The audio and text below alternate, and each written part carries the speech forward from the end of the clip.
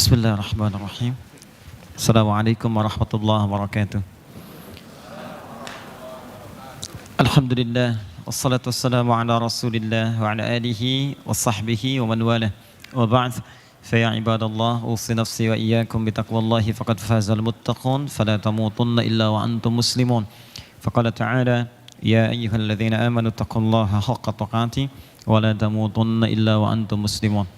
Saudara-saudariku, teman-teman sekalian, alhamdulillah Allah masih berikan kesempatan pada kita untuk beraktivitas, berkumpul, bersilaturahim, dan lebih daripada itu untuk bisa menyiapkan amal-amal kebaikan kita sebelum kita kembali kepada Allah Subhanahu wa taala. Semoga hidup kita lebih baik daripada hari-hari sebelumnya, dan semoga insyaallah kalaupun kita kembali kepada Allah wafat dalam keadaan husnul khatimah insyaallah.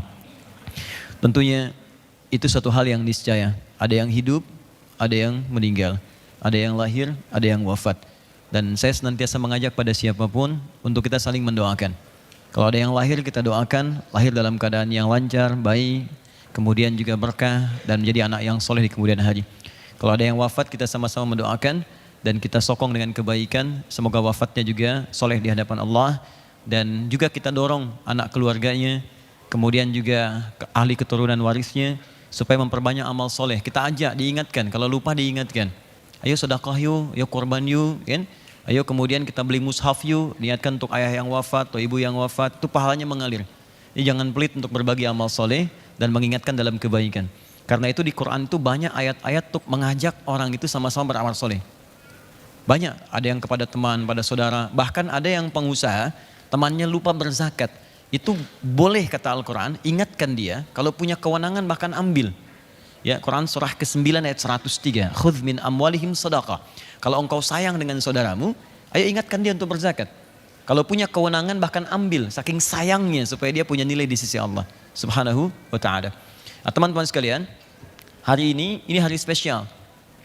Karena itu saya mohon izin, karena suasananya sangat spesial, saya akan bahas sesuatu yang sangat spesial yang cuma terjadi setahun sekali. Dan kalau kita nggak bahas sekarang, kita mesti nunggu tahun depan. Itu pun kalau diizinkan kita hidup oleh Allah Subhanahu wa taala. Karena itu saya mohon izin untuk dibahas sekarang, dan nanti kita atur waktu supaya bisa diskusi, dan mudah-mudahan dengan itu ada banyak manfaat yang bisa kita dapati insyaallah. Baik, sekarang tanggal berapa? 3. Tanggal 2 sekarang.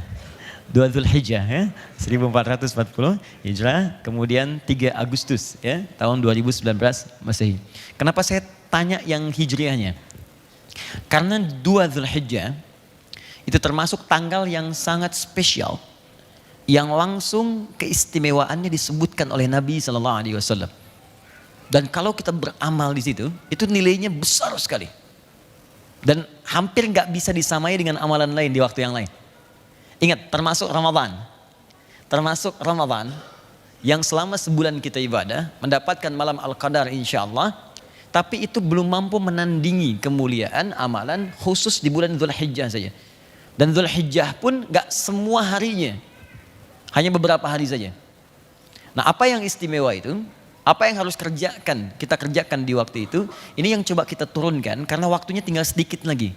Kalau kehilangan momentumnya, kita tunggu tahun depan. Oke, kita mulai dengan hadis Nabi. Keterangannya kita keluarkan di riwayat Al-Bukhari nomor hadis 518. Ya, saya kalau ada Al-Qur'annya saya turunkan ayatnya, kalau ada hadis saya dahulukan hadisnya. Jadi argumentasi kita bisa lebih kuat insyaallah. Ya, ini mengacu pada keterangan Nabi di Al-Bukhari juga, dari Imam Al-Bukhari menerima dari seorang bernama Hajjaj bin Minhal. Karena Al-Bukhari enggak ketemu Nabi. Beliau wafat tahun 261 Hijrah. Ya, Al-Bukhari menerima dari Hajjaj bin Minhal, Hajjaj bin Minhal menerima dari Syu'bah, Syu'bah menerima dari Alqamah bin Marfad, Alqamah bin Marfad menerima dari Sa'ad bin Ubaidah, Sa'ad bin Ubaidah menerima dari Abi Abdurrahman As-Sulami, Abu Abdurrahman As-Sulami menerima dari Uthman bin Affan dan Ali bin Abi Thalib radhiyallahu taala anhu, mereka yang berjumpa dengan Nabi sallallahu alaihi wasallam.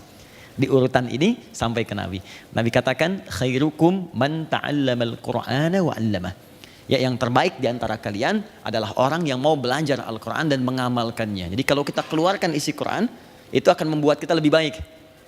Ya, makanya Quran turun di masa jahiliyah, merubah orang jahiliyah jadi khair ummah, orang baik. Tadinya preman, ya dia orang yang tawadhu. Tadinya orang yang kasar jadi lembut. Tadinya orang yang pelit jadi pemberi, bayangkan. profesionalisme tindak kriminal, itu orang jahiliyah paling sempurna. Jadi kalau mau nyari pencuri, orang jahiliyah itu sangat profesional di bidang pencurian.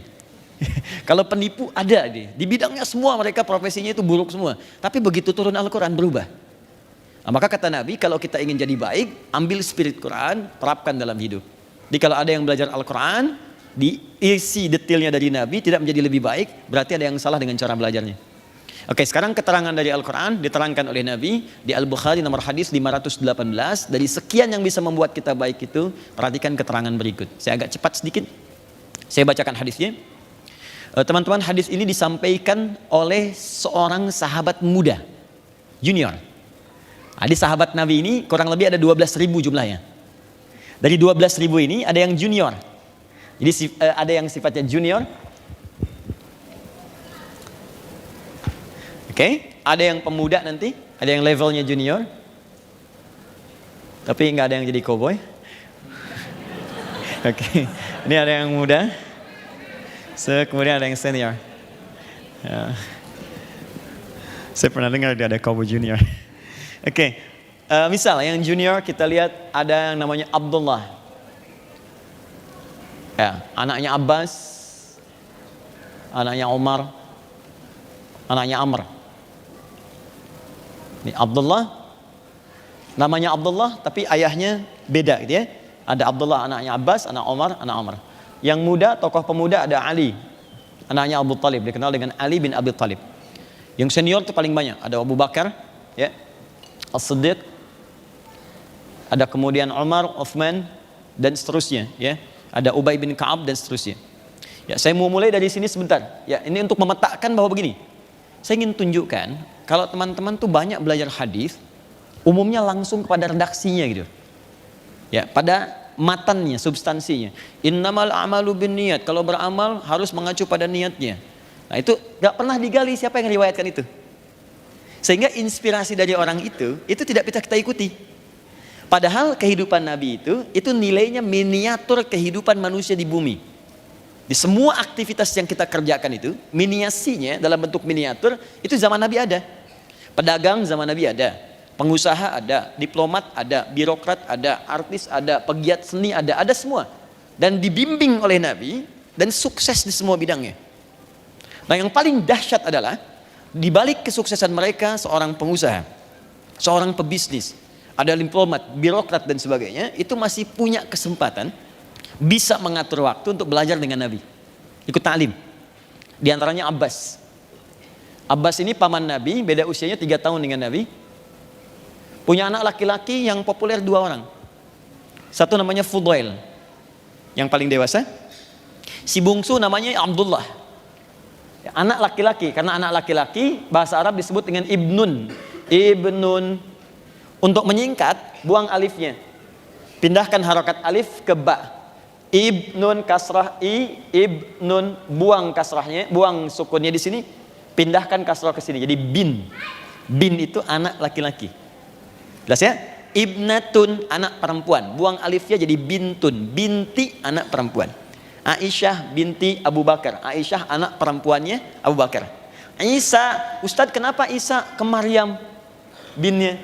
Itu nggak salah. Isa bin Maryam. Isa anak laki-lakinya Maryam. Karena Maryam nggak punya anak perempuan, ya kan? Kenapa ke ibu kemudian? Ya karena memang tidak ada bapaknya. Jelas ya? Oke, kembali ke sini. Ini Abbas ini pengusaha. Oke? Beliau pedagang, aktivitasnya banyak, paman Nabi. Yang paling dahsyat di balik usahanya itu masih punya prinsip untuk akhirat yang sangat kuat. Mesti ada waktu untuk belajar. Di setiap pekan tuh datang ke Nabi, ada luang datang ke Nabi, belajar sampai hafal 200 hadis. Udah bayangkan, paman Nabi dekat dengan Nabi, keluarga Nabi dijamin masuk surga, sukses usahanya, pebisnis yang kaya, masih punya waktu belajar, hafal hadis 200. Ada orang, tapi bukan kita ya, ada orang paman Nabi bukan, tetangga Nabi bukan, sahabat Nabi bukan, surga belum jelas kan, amalan berantakan, hisab menegangkan, cita-citanya nggak nanggung, kalau ditanya masuk surga, surganya Firdaus. Ya, bersama Nabi lagi, ya. Tapi untuk belajar saja nggak punya waktu. Tapi bukan kita. Ya. Nah ini saya kira penting untuk kita renungkan kembali. Nah dia visinya tinggi. Boleh jadi saya pedagang nggak apa-apa, tapi anak saya mesti hafal Quran. Saya nggak hafal hadis, nggak apa-apa. Tapi anak saya, dia mesti dapat. Akhirnya beliau investasikan anak yang paling kecil, yang bungsu, untuk belajar di majlis Nabi. Jadi setiap datang dibawa. Dan muncul kerinduan, bapaknya berangkat, dia pengen ke taklim, datang. Sampai Nabi wafat, usianya masih sekitaran 13-14 tahun. Ada yang menyebut 15 tahun.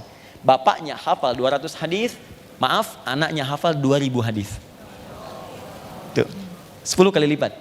Jadi makanya saya sarankan nggak apa-apa, anak-anak itu dunianya begitu. Kalau main nggak ada masalah. Main lewat, ya kadang-kadang lompat, kadang nyanyi-nyanyi, biarin aja. Dalam mainnya dia belajar. Kalau bapaknya yang lompat, baru saya tegur. Ini anak nggak apa-apa gitu. Saya pernah di Bekasi tuh ngajar, terus ada anak tuh naik sampai ke bangku naik tuh kan. Terus orang tuanya gelisah gitu. Saya bilang biarkan aja, biarkan, itu dunianya. Dia bawa keluar, begitu dibawa keluar, di luar itu anaknya mengulang kalimat saya dari awal sampai akhir dia keluar. Saya bilang tolong masukkan lagi anak itu, karena bapak ibunya pun gak sanggup mengatakan apa yang dia telah ungkapkan.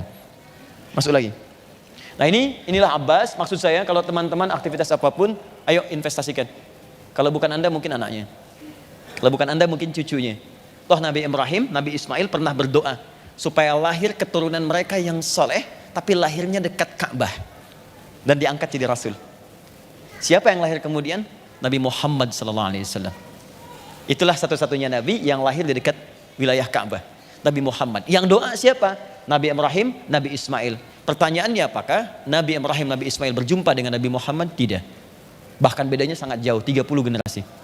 Muhammad bin Abdullah, bin Abdul Muttalib, bin Hashim, bin Abdul Manaf, bin Qusay, bin Murrah, bin Kilab, bin Ka'ab, bin Ghalib, bin Fihir, bin Malik, bin Nadar, bin Kinana, bin Khuzaimah, bin Mudrikah, bin Ilyas, bin Nizar, bin Mudar, bin Ma'ad, bin Adnan, bin Adi, bin Adri, bin Muqawwam, bin Nahur, bin Tarikh, bin Ya'rub, bin Yasud, bin Nabit, bin Ismail alaihissalam, bin Ibrahim alaihissalam.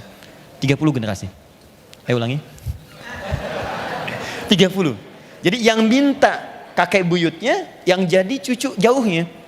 Mungkin Anda begitu, masuk majlis taklim, Anda berdoa, ya Allah jadikan keluarga kami ahli Quran. Mungkin yang jadi bukan anak Anda, tapi cucu dari itu, dia hafal 30 juz dengan tafsirnya, dengan fiqhnya dan sebagainya, insya Allah. Ya, apa hadisnya? Jadi maksud saya gini ya, kita malu nih, yang riwayatkan hadis ini, itu anak kecil. Dan setiap, di ilmu hadis tuh gini, setiap ada anak meriwayatkan hadis, maka sebagai penghormatan bagi orang tuanya, nama anak itu akan dihilangkan, yang disebut nama orang tuanya. Abdullah, anak laki-lakinya Abbas, anak laki-laki Ibnun, disingkat jadi bin. Abdullah bin Abbas, ditutup Abdullahnya, disebut Ibnu Abbasnya. Maka muncul istilah dari Ibnu Abbas, dari Ibnu Abbas, dari Ibnu Abbas. Anak laki-lakinya Abbas. Semoga Allah meridhoi keduanya. Ini pesan di ilmu hadis, kalau ada orang tua berbuat baik untuk anaknya, maka semua kebaikan anak akan terlimpah pahalanya pada orang tua tanpa dikurangi sedikit pun. Boleh saya titip pesan ya? Dan saya sangat serius untuk menyampaikan ini. Kalau Allah anugerahkan titipan anak, baik terlahir dari rahim Anda yang perempuan, ataupun Allah titipkan lewat sisi yang lain, demi Allah saya katakan, kalau mau ngajarin ngaji, tolong Al-Fatihahnya Anda sendiri yang ngajarkan. Walaupun cuma Bismillahirrahmanirrahim. Tolong ajarkan. Karena itu akan ia bawa seumur hidupnya. Dan 17 kali dia akan bacakan dalam hidupnya. Maka jangan berikan pahalanya untuk orang lain. Ajarkan di lisan Anda. Begitu dia bisa mengucapkannya, maka semua hidupnya mengalir pahala untuk Anda. Oke, yuk kita bacakan hadisnya, saya cepat. Qala Rasulullah sallallahu alaihi wasallam. Satu kali Rasulullah sallallahu alaihi wasallam pernah menyampaikan. Al-Wasanan. Fadal, silakan. Saya izin saya. Baik. Saya mohon maaf duduk sedikit lebih tinggi dari teman-teman yang lainnya. Tidak mengurangi kemuliaan Anda di hadapan Allah insyaAllah. Ma min ayyamin. Tidak akan pernah Anda temukan perjalanan hari. Al-amalus salihu fiha ahabbu ilallah. Saat Anda beramal soleh di hari-hari ini, maka amalannya akan naik status. Diupdate langsung. Di-upgrade bahkan dinaikkan oleh Allah. Perhatikan kalimatnya. Ahabbu ilallahi. Amal soleh yang dikerjakan di hari-hari ini itu langsung di-upgrade oleh Allah, naik status, langsung dicintai oleh Allah. Masya Allah. Satu, saya boleh hapus yang ini dulu supaya jelas uraiannya. Masya Allah, alhamdulillah. Menjelang Idul Kurban, Sendiri. Oh, nggak apa Mas, nggak apa. Ya, nggak apa. Saya sudah biasa begini. Ya, jamaah berkorban, saya berkorban. Tang sendiri, nulis sendiri, ngapus sendiri. Jamaah cuman lihat masuk surga. Oke. Oke. Nanti Kak kalau sudah besar ceramah begini, datang sendiri, nulis sendiri, ngapus. Oke, yuk lihat sebentar. Al-Bukhari nomor hadis 518. Ma min ayyamin, tidak akan pernah ditemukan perjalanan hari selama setahun. Jadi kalau misalnya setahun 365 hari atau 357 hari dalam Hijriah misal, dari bilangan hari itu ada hari-hari yang spesial. Kalau kita mengerjakan kebaikan yang diridhoi oleh Allah. Ingat, ada baik yang diridhoi oleh Allah. Kebaikan yang diridhoi oleh Allah disebut saleh namanya. Oke? Kalau kita mengerjakan amal soleh, kebaikan yang diridhoi oleh Allah di hari-hari ini, maka amal solehnya pertama naik status, di-upgrade. Langsung punya sifat dicintai oleh Allah. Ini ada poinnya. Nanti saya turunkan keistimewaannya, kemuliaannya, bagaimana status amalan ketika dicintai oleh Allah. Statusnya bagaimana? Nanti kita turunkan. Jadi kalau teman-teman baca Quran, baca dapat pahala. Tapi belum tentu bacaan itu Allah sukai. Kalau Anda sholat dapat pahala. Tapi belum tentu sholat itu Allah cintai. Jelas ya? Yang ini beda. Kalau sholatnya dikerjakan di hari ini, baca Qurannya dilakukan di waktu ini, maka statusnya langsung naik. Dicintai oleh Allah seketika. Kemudian dua, Qulna ya Rasulullah walal jihadu fi sabilillah. Kami berkata pada Rasulullah, ya Rasulullah, kami ingin klarifikasi. Apakah amal ini saking tingginya nggak bisa disaingi oleh jihad fi sabilillah? Jihad itu tingkat paling tinggi. Jadi antara amalan. Kata Nabi, walal jihadu fi sabilillah. Bahkan jihad fi sabilillah itu nggak bisa menandingi keutamaan amalan di hari-hari ini. Nanti kita sebutkan. Illa, kecuali satu amal saja. Yang ini puncak amalan, yang lain nggak bisa tandingi. Illa rajulun kharaja bi nafsihi wa malihi wa lam yarji' min dzalika bi syai'. Kecuali ada seseorang yang dia berjuang dengan harta dan jiwanya. Please. Jadi teman-teman mohon izin ya. Saya tidak bermaksud mengajari, hanya mengingatkan. Amal itu dibagi 3. Di amalan dengan fisik, ya tubuh, yang tidak menggunakan harta. Contoh sholat. Makanya sholat gak ada orang sholat bayar kan? Saya mohon izin Pak, mau sholat di Masjid Bintaro, Masjid Raya Bintaro. Oh sholat apa?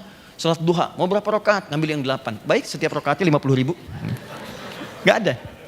Dia orang sholat, ya sholat, fisik dia, fisikal. Ada ibadah yang kedua, itu ibadah harta saja. Gak pakai fisik. Ya, gak ada keterlibatan fisik di situ, kecuali sedikit saja. Harta. Contoh zakat, infak, ya, itu amalan harta. Jadi kalau teman-teman sedang seperti ini, ada kotak, saya kan, lewat, nah itu bukan mobil-mobilan, kotak infak. Ya, nah, kalau Anda ingin beramal, Anda masukkan silakan. Ya, makanya dituliskan di situ, kotak infak isi geser, itu. Ini cuma digeser. Kalau ada silahkan. Nah, ada yang ketiga, perhatikan baik-baik. Ada amalan yang menggabungkan antara fisik dengan harta. Saya mau kasih ilustrasi ya, mohon izin sekali. Ibadah fisik saja, itu pahalanya tinggi. Pahalanya tinggi. Sholat misal. Sholat itu kalau sendirian dikerjakan, bukan di masjid, tidak berjamaah. Paling minimal 10 pahalanya. Paling minimal. Tahu dari mana Ustaz? Quran surah ke-6 ayat 160. Kita perbandingan sedikit. Quran surah 6 Al-An'am ayat 160.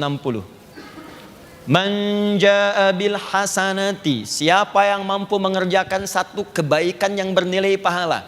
Teman-teman ingat baik-baik, hasanah itu artinya kebaikan yang punya nilai pahala. Di saat dikerjakan, maka pahala dituliskan, itu hasanah namanya. Nanti di akhirat, hasil pahala itu dikalkulasi, diwujudkan dalam bentuk hadiah pemberian, surga itu. Makanya kita minta di dunia itu setiap perbuatan harus jadi pahala, harus jadi hasanah. Makan jadi hasanah, minum jadi hasanah, sholat jadi hasanah. Makanya kita sering berdoa kepada Allah, dunia semua perbuatan jadi hasanah, di akhirat hasanah diberikan kepada kita nilainya. Maka turunlah Quran surah kedua Al-Baqarah ayat 201, paling kanan sebelah bawah di mushaf, untuk menyampaikan berita itu. Wa minhum may yaqulu rabbana atina fid dunya hasanah wa fil akhirati hasanah. Jadi di dunia dapat hasanah, di akhirat diberikan nilainya. Kalau orang sudah punya banyak koleksi pahala, maka dia akan terbebas dari neraka. Terbebas dari neraka. Makanya ayatnya diteruskan, waqina adzabannar. Nah, salat itu termasuk perbuatan hasanah. Saat dikerjakan ada pahala. Karena itu salat disebut dengan hasanah. Quran surah ke-11 ayat 114. Aqimis salata tarafain nahar wa zulafan minal lail innal hasanati yudhibna sayyiat. Ya kata Allah, tunaikan salat dengan benar dari mulai dua sisi siang, subuh sampai dengan ke asar. Kemudian sampai ke malam, ke maghrib teruskan ke isya. Innal hasanat, salat itu, semua salat yang dikerjakan bentuknya jamaah, itu dia hasanat. Jadi punya nilai pahala, saat dikerjakan dapat pahala. Berapa pahalanya? Mohon izin, ketika Anda mulai takbir selesai salam, kalau sendirian, tidak berjamaah, dan bukan di masjid, 10 nilainya. Dari mana taunya? Kembali ke Quran surah ke-6 ayat 160. Man jaa bil hasanati, siapa yang mengerjakan satu perbuatan hasanah, maka poinnya falahu asyru amsalihha, 10 poinnya. Nah, poin 10 itu jangan dihitung 1, 2, 3, 4, tidak. Poin 10 itu, satu keduanya bisa 500 tahun. Dua ketiga bisa 500 tahun. Dan nanti saat akan wafat dalam sakarat ditampakkan. Makanya banyak orang menyesal. Ya Allah, kenapa saya nggak kerjakan tahajud? Ya Allah, kenapa saya nggak tahajudnya nambah rakaat? Ya Allah, kenapa saya nggak duha? Ditampakkan semua kebiasaannya. Termasuk yang maksiat pun ditampakkan, makanya gelisah. Ya, akan terjadi teman-teman. Itu saat kita akan pulang. Dan kita akan wafat. Kalau kita nggak berbekal sekarang, maka malu kita menghadap Allah. Apalagi banyak berbuat maksiat. Saya demi Allah, tadi pagi saya katakan. Anda saja berbuat yang kotor. Anda misalnya orang Sumatera, merantau ke Jakarta. Di Jakarta dikenal sebagai penjahat yang sangat ulung. Perampok, pembunuh, pemabuk, segalanya. Tanyakan pada jiwa Anda. Apakah Anda mampu pulang ke Sumatera menatap ibu yang telah melahirkan Anda?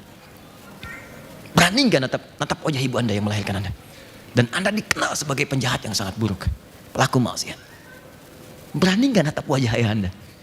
Yang telah mendidik Anda, menyayangi Anda, menemani Anda saat tidur. Berani nggak?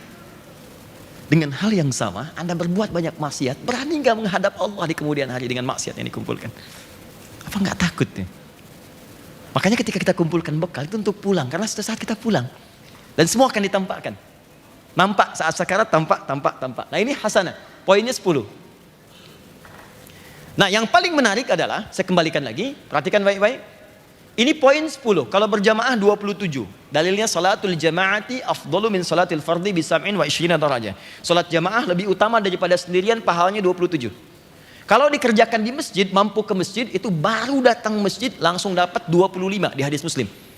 25 itu dihitungnya kayak tadi, 1 kedua 500 tahun, 2 ketiga 500 tahun. Kalau Anda kerjakan lagi, mohon izin, tambah lagi, naik lagi. Ini fisik.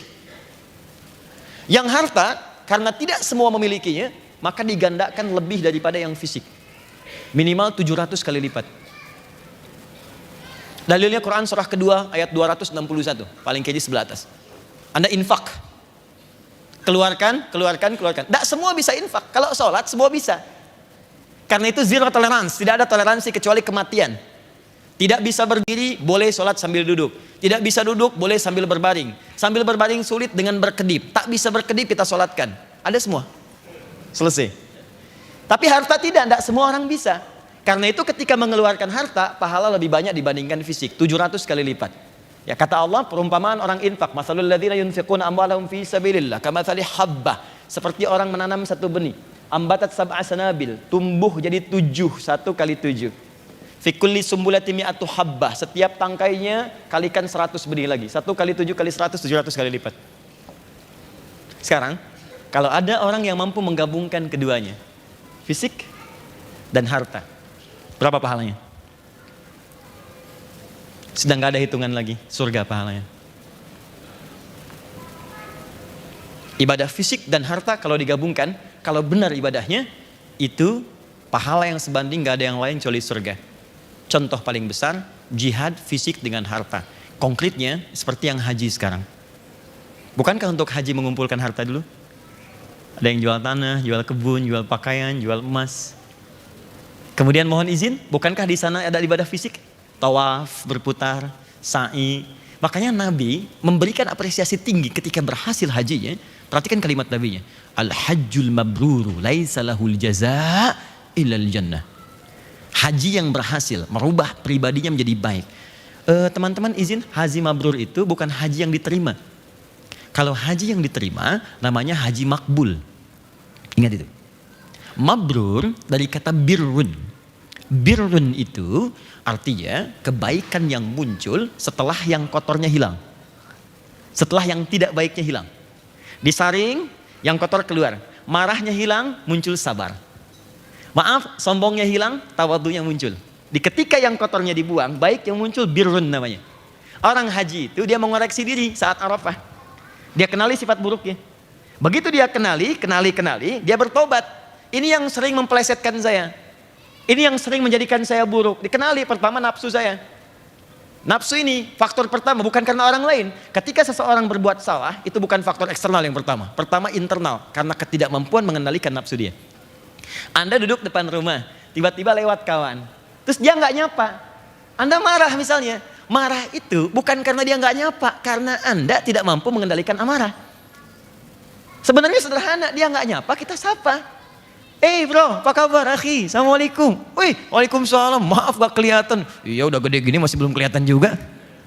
Selesai. Tapi karena nggak mampu mengendalikan amarah, marah. Nah, faktor terbesar dalam nafsu yang tidak bisa dikendalikan, sulit, itu disebut dengan aqabah namanya. Aqabah. Kadang-kadang kita bisa kendalikan, cuma maaf ya, lingkungan terdekat memengaruhi kita berbuat buruk. Suami baik, istri agak kurang. Papa gimana sih? Papa ini udah 4 tahun jadi bupati, Pak, tinggal setahun lagi. Masa yang camat aja udah Ferrari? Papa masih Avanza. Naik tiap hari gitu begitu ya. Sehingga dia berubah. Atau terbalik. Istri salihah. Dia pakai jilbab bagus, baik. Suami kebalik. Mama papa ada family gathering, sebentar aja 30 menit, semuanya gak pakai kerudung. Mama copot dulu kerudungnya. Diperintahkan untuk melepaskan jilbabnya. Terbalik.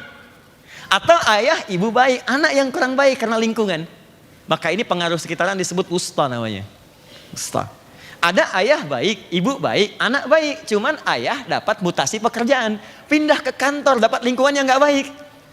Diajarin cara nyogok, diajarin cara merubah angka, kan? Diajarin manipulasi, diajak ke tempat mulai olahraga bergeser. Ya, ada sedikit bumbu maksiatnya. Itu faktor jauh, ula namanya. Walal akhiratu khairul laka minal ula. Jauh dia, kecil nilainya. Maka itu yang sering membuat terpeleset. Dalam bahasa Arab disebut dengan zalafa, zalatil lisan. Zalat dengan zalaf, terpeleset. Kalau terpeleset kencang tambah dal, izdalafa, muzdalifah sifatnya. Ya, pergi kita ke sana, makanya kita lontar tuh, pergi berangkat. Dilontar keburukan itu, bukankah yang dilontar pertama kali orang haji adalah yang aqabah, nafsunya? Makanya orang kalau benar hajinya, saat Arafah dia kenali buruknya. Ada yang berangkat tahun ini? Ya, saya doakan mudah-mudahan insya Allah dimudahkan ya semua jemaah ya. Yang belum berangkat pun insya Allah dimudahkan untuk berangkat ya. Ya dia cukup dengan amin, nabung ya, disiapkan dari sekarang. nabung supaya terwujud ya. Nah, sekarang lihat sini. Sebelum berangkat catat dulu yang kurang apa, perbaiki semuanya. Jadi nyampe di sana jelas. Dia begitu melontar tanya. Sebelum melontar tanya, suami tanya istri. Mama aku mungkin banyak salahnya, kurang apa, tunjukkan. Cermin kehidupan kita, catat satu-satu.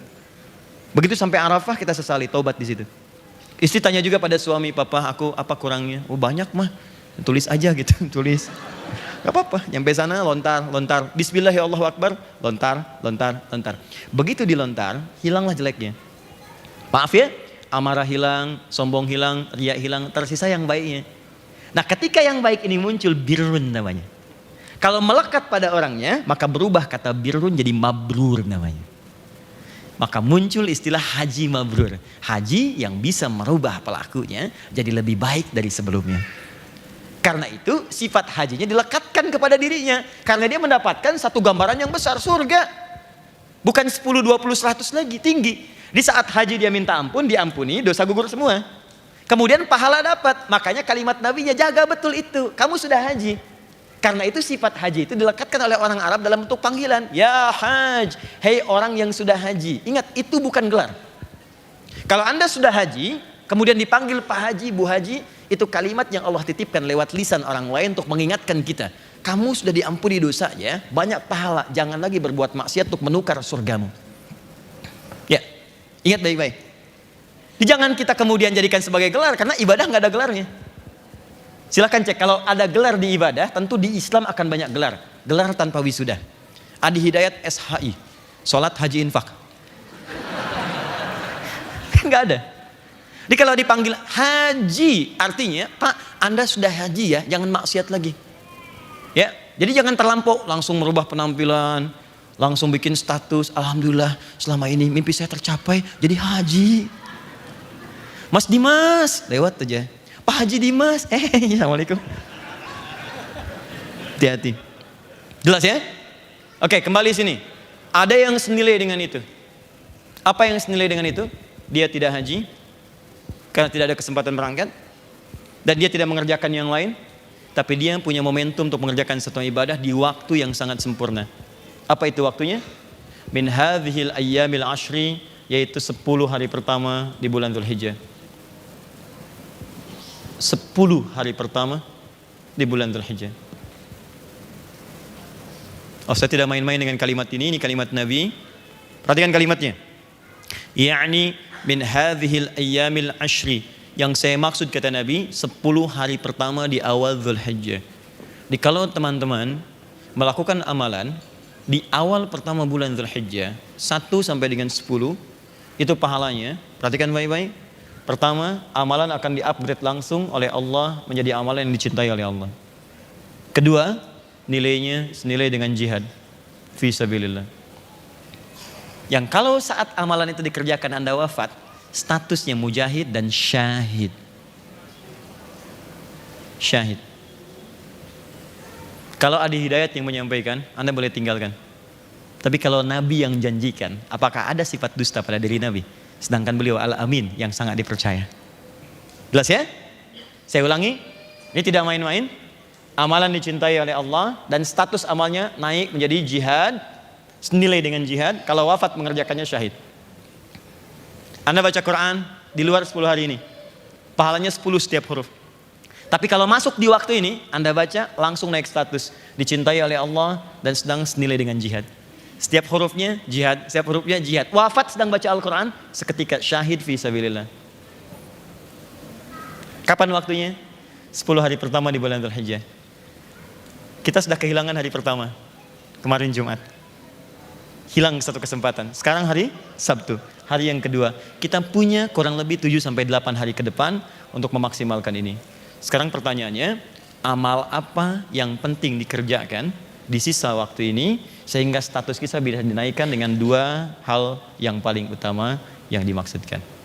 Ini mukaddimah yang saya sampaikan. Sekarang kita masuk kepada inti bahasannya.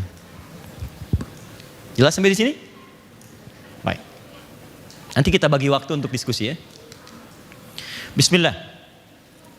Amalan apa yang dikerjakan di awal bulan Dzulhijjah sehingga mendapatkan 2 keutamaan. 1, dicintai oleh Allah. Yang kedua, amalan itu naik status menjadi amalan senilai dengan jihad fi sabilillah. Teman-teman tolong buka dulu Quran surah ketiga Ali Imran ayat 31. Saya akan mulai pada bagian yang pertama dulu. Quran surah ketiga ayat 31, paling kiri sebelah atas di mushaf. Ada ayatnya? Qul in kuntum tuhibbunallaha fattabi'uni yuhibbukumullahu wa yaghfir lakum dzunubakum. Ada ayatnya? Oke. Sekarang fokus, lihat baik-baik. Qul, katakan Muhammad sallallahu alaihi wasallam, in kuntum tuhibbunallaha, jika kalian semua, maksudnya umat Nabi Muhammad, hamba-hamba Allah, serius mencintai Allah, fattabi'uni, maka buktikan cinta itu kepada Allah dengan cara mengikuti petunjuk Nabi.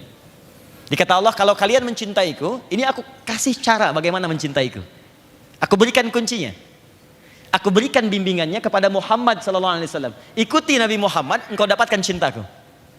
Jelas ya? Saya sering katakan, ingat ya, cinta itu kaidahnya butuh pembuktian. Kaidah cinta dalam Al-Quran butuh pembuktian. Cinta tidak butuh dikatakan, dia butuh dibuktikan. Jangan dengarkan para akhwat kalau ada laki-laki mengatakan saya mencintaimu. Ya, Kalimat pertama kalau belum menikah katakan kepadanya, jangan katakan aku mencintaimu. Buktikan cintamu dengan menuliskan namaku di buku nikah kita. Catat. Oke. Yang aku butuhkan bukan kata-kata, aku butuh BPKB, buku pernikahan kita berdua. Aku nggak mau Dilan yang aku banyak motor, tidak. Yang aku butuhkan tuh buktinya. Ya, sentuh ia tepat di hatinya, maka ia akan jadi milik untuk selamanya. Paham ya? Oke. Nah, sama. Anda cinta pada anak kan butuh pembuktian. Anda berikan dia hadiah, Anda berikan dia kasih sayang. Anda cinta pada pasangan, Anda berikan pembuktian. Maka kita cinta pada Allah, buktinya apa? Kata Allah, saya butuh pembuktian. Butuh pembuktian. Iman itu kaidah cinta kepada Allah, buktinya amal soleh. Maka kalau Anda ingin mencintai saya, kata Allah, buktikan ikuti Nabi. Saya utus nih supaya mempermudah kalian menemukan saya. Nah, poinnya bukan itu yang mau saya bahas. Yang ingin saya bahas adalah yuhibbukumullah. Ini poinnya. Maka ketika Anda bisa membuktikan itu, Allah akan cintai Anda. Apa kaitan dengan bahasan kita?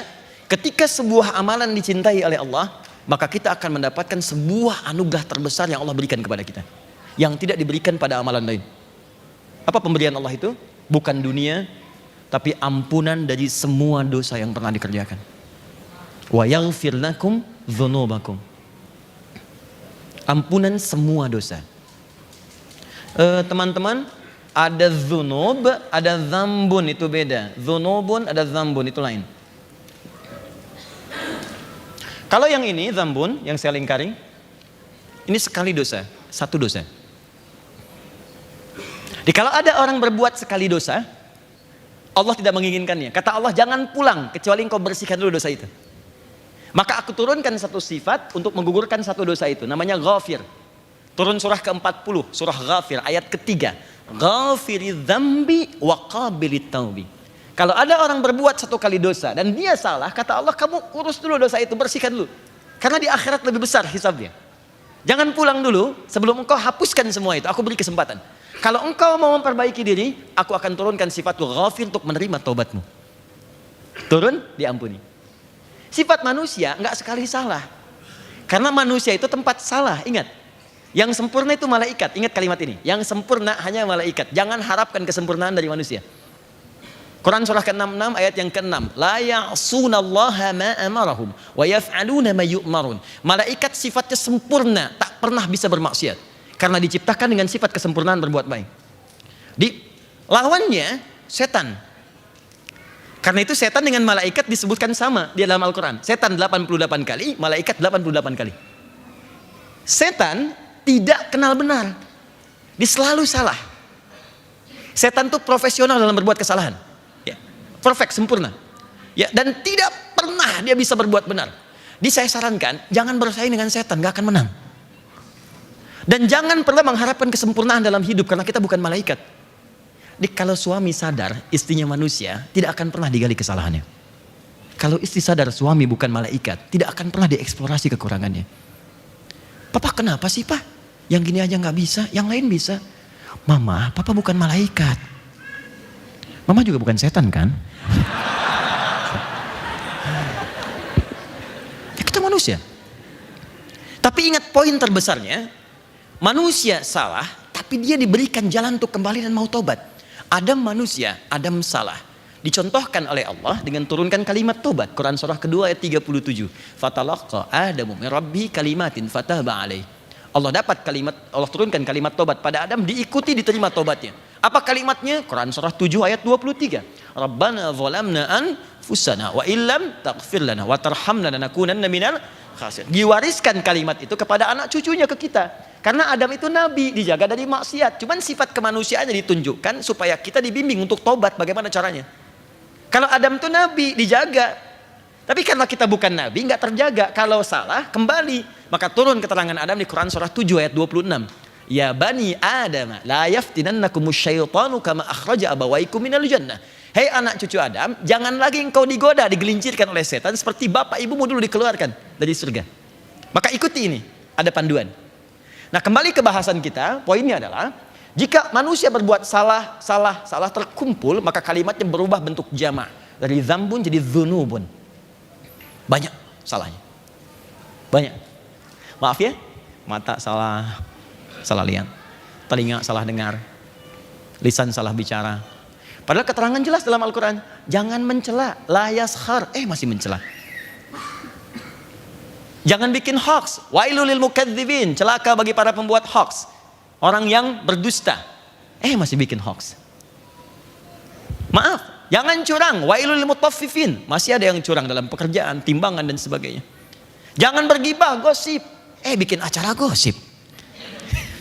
Layak taba'dukum ba'du, dinikmati lagi, salah kan? Jangan sombong. Kemarin jalan kaki biasa aja, setelah punya Ferrari, mau subuh aja, muter dulu pakai Ferrari ke komplek. Assalamualaikum bro, ayo subuhan. Masya Allah, orangnya gak keluar, ternyata sedang ke Bandung. Apa yang mau dicari gitu? Gini, kalau mau gampang mengukurnya gini. Siapa yang gak punya dosa, boleh angkat tangan. Yang gak punya dosa, boleh angkat tangan. Gak apa-apa, angkat aja, saya pulang. Anda lebih layak untuk ceramah. Oke, yang dosanya sedikit boleh angkat tangan, sedikit. Oke. Yang agak banyak kan? Baik. Yang banyak? Oh, Masya Allah ya, baik ya. Baik ya. Alhamdulillah. Baik. Yang ingin masuk surga boleh angkat tangan? Oh, Masya Allah, luar biasa. Surga Firdaus? Dengan Nabi lagi. Ya itu selalu muncul keanehan seperti biasa. Banyak dosa, melimpah luar biasa, cita-cita surga paling tinggi dengan Nabi gitu loh. Itulah luar biasa. Top lah pokoknya. Nah, sekarang kita pengen dapatkan itu gimana caranya? Itu nggak mudah. Mata hari ini aja udah salah lihat berapa kali mata? Salah nonton, ya, salah lihat di WhatsApp, media sosial dan sebagainya. Lisan berapa kali salah. Berpikir kita sudah salah. Mau kesini terhambat sedikit di jalan, pikiran kita udah nggak bagus sama lampu, kan? Pada lampu apa salahnya? Ya, sama jalan, sama macet, sampai bikin status macet nih. Emang jadi solusi kan enggak? Ini caranya gini. Ini caranya kalau mau gampang, lakukan amalan yang dicintai oleh Allah. Maka seketika ini digugurkan. Dosa mata hilang, dosa telinga sampai ke ujung kaki. Maka bagaimana cara mengerjakannya? Lihat rumus Nabi-nya. Al-amalus solihu fiha, kerjakan amal soleh. Amal soleh dalam Al-Quran dibagi 2 bagian. Saya ulang, amal soleh dalam Al-Quran dibagi 2 bagian. 1, ya, amal soleh dalam Al-Quran dibagi 2. 1, bentuknya taubat. Secara singkat, kalimatnya taubat.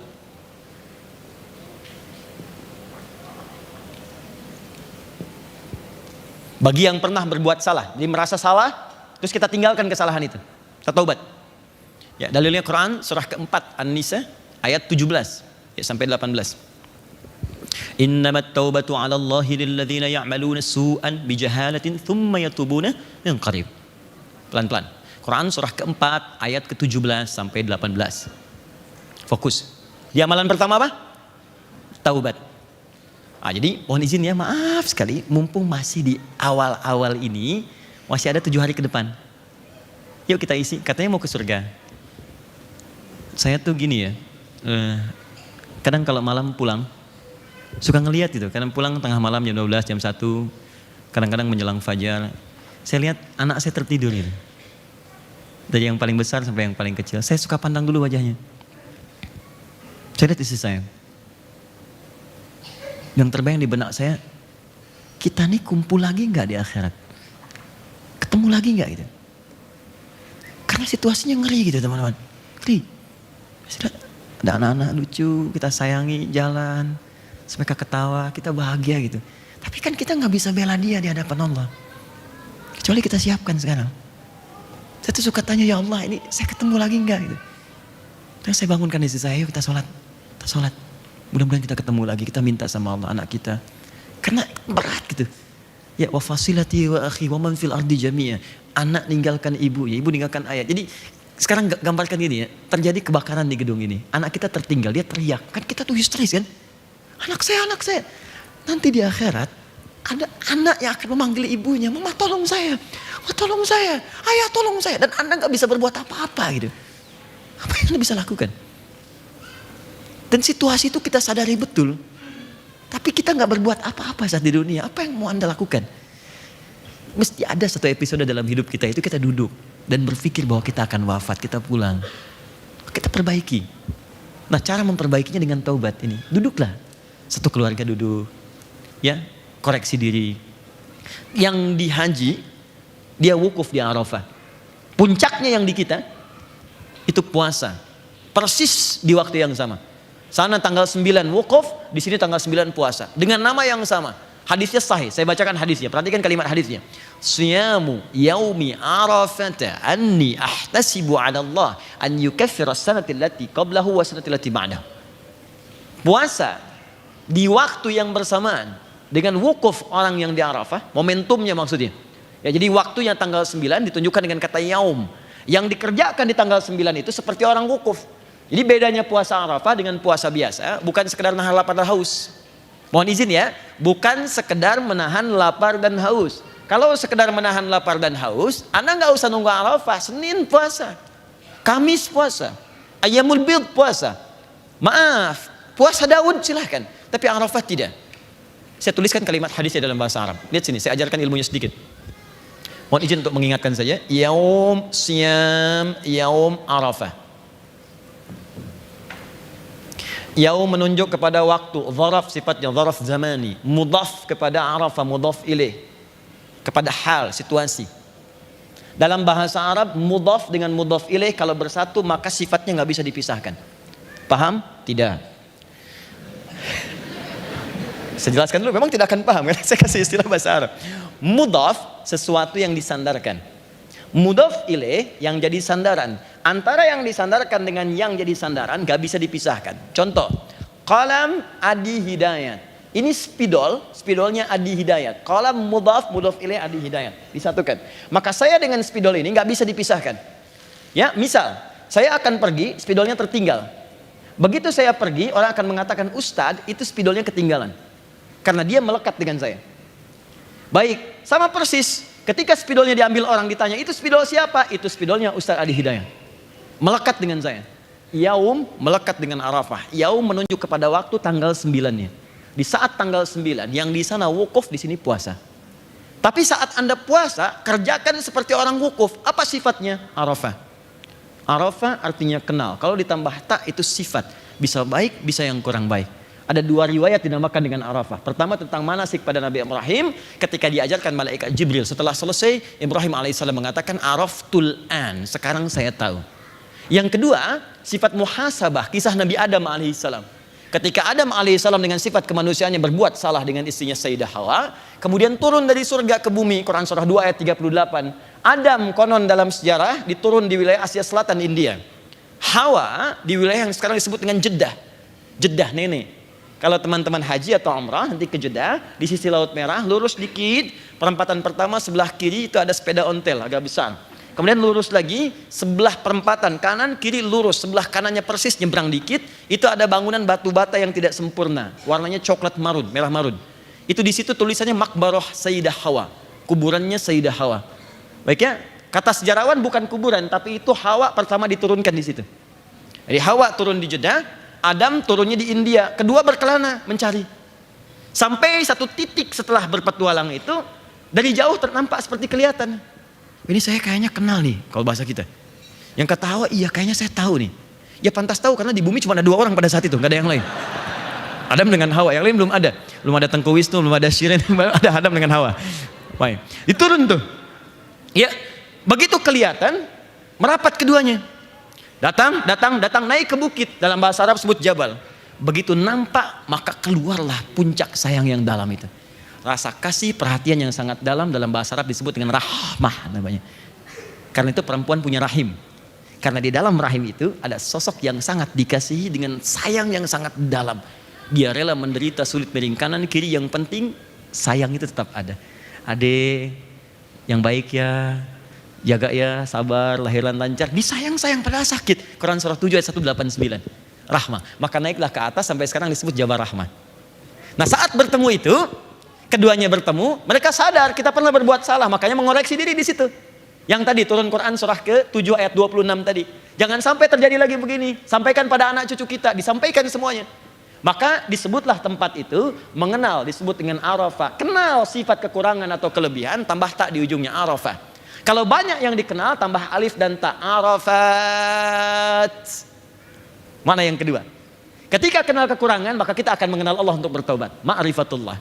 Kenal diri kita, ma'rifatul insan. Nah, ini turunan katanya demikian. Maka setelah selesai itu, muncullah kalimat tadi. Nah, saat puasa tanggal 9 Dzulhijjah, kalimat itu dimunculkan, Siyam Yaum Arafah. Jadi kalau puasa di hari Arafah, jangan sekedar tahan lapar dan haus. Kalau cuma begini, di waktu lain pun sama. Kata Nabi, puasalah Anda sambil melakukan amalan orang wukuf di Arafah, yaitu introspeksi diri. Nanti tanggal 9 ya, mohon izin ya. Begitu Anda puasa, coba yang pernah kerja, berangkat, sambil berangkat, coba dicek. Barangkali Anda pernah melalui satu jalan, pernah maksiat di situ. Pernah duduk di meja sendirian di kantor, pernah berbuat salah. Ada kisah nyata, ini nyata, bukan rekayasa, ini kisah nyata. Ada seorang alim, syekh, sangat soleh. Dia punya murid-murid, punya santri, sedang jalan, akan mengajar. Tiba-tiba di perjalanan dia jatuh pingsan. Muridnya kaget, karena nggak pernah syekh itu pingsan di jalan. Begitu pingsan, ditunggu, kemudian bangun, saat bangun ditanya, Syekh, 5 ummi adik, kenapa Anda bisa pingsan begini? Perhatikan jawabannya. Wallahi laqad tadzakartu bi anni 'asiyan huna. Saya pernah ingat ketika lewat sini, saya pernah bermaksiat di sini, saya ingat. Saya takut ketika lewat sini, ingat kejadian itu, takut belum diampuni oleh Allah. Karena ketika seseorang itu bermaksiat di satu tempat, lisannya akan dikunci, tempat itu yang bicara. Awas, hati-hati ya. Kita hafal ayatnya. Idza zulzilatil ardu zil. Jika bumi sudah digoncang dengan sekuat-kuatnya. Teman-teman, kalau kalimat zilzal disebutkan sekali, idza zulzilatil ardu, itu artinya yang bangunan tinggi runtuh ke bawah.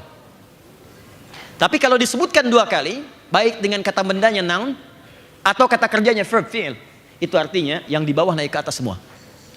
Perhatikan, kata Allah, nanti akan tiba waktu saya hadirkan gempa, bukan sekedar menghancurkan yang tinggi turun ke bawah. Kalau semua orang sudah abai dengan yang tinggi itu hancur ke bawah, saya akan datangkan yang bawah naik semua ke atas. Enggak, dikasih gempa 7,4 aja, udah lari semua keluar. Dan kita berdoa kepada Allah, semoga disabarkan saudara-saudari kita. Insya Allah kita bantu, kita doakan, jangan bikin kegelisahan. Kemarin terjadi di Sumur, di Banten dengan 4 wilayah. Ya, ada Jabar, ada Lampung, kemudian juga wilayah Banten, sampai bahkan ke sebagian Bengkulu. Tapi poinnya gini, saya tadi malam sedang tiduran dengan anak saya, yang nomor 1. Tiba-tiba ada gempa, kita bangun, Buya apa ini? Ini gempa, yuk kita berzikir. Astagfirullah, astagfirullah, astagfirullah, astagfirullah. Dah, Buya kenapa ramai di luar? Kita lihat, orang keluar, sampai ke Bekasi, keluar. Pertanyaan anak saya yang pertama, Buya, kenapa mereka semua keluar? Saya diam saya. Yang terbayang saya ayat tadi. Dia dikasih 7,4 aja, itu sudah lupa dengan dunia.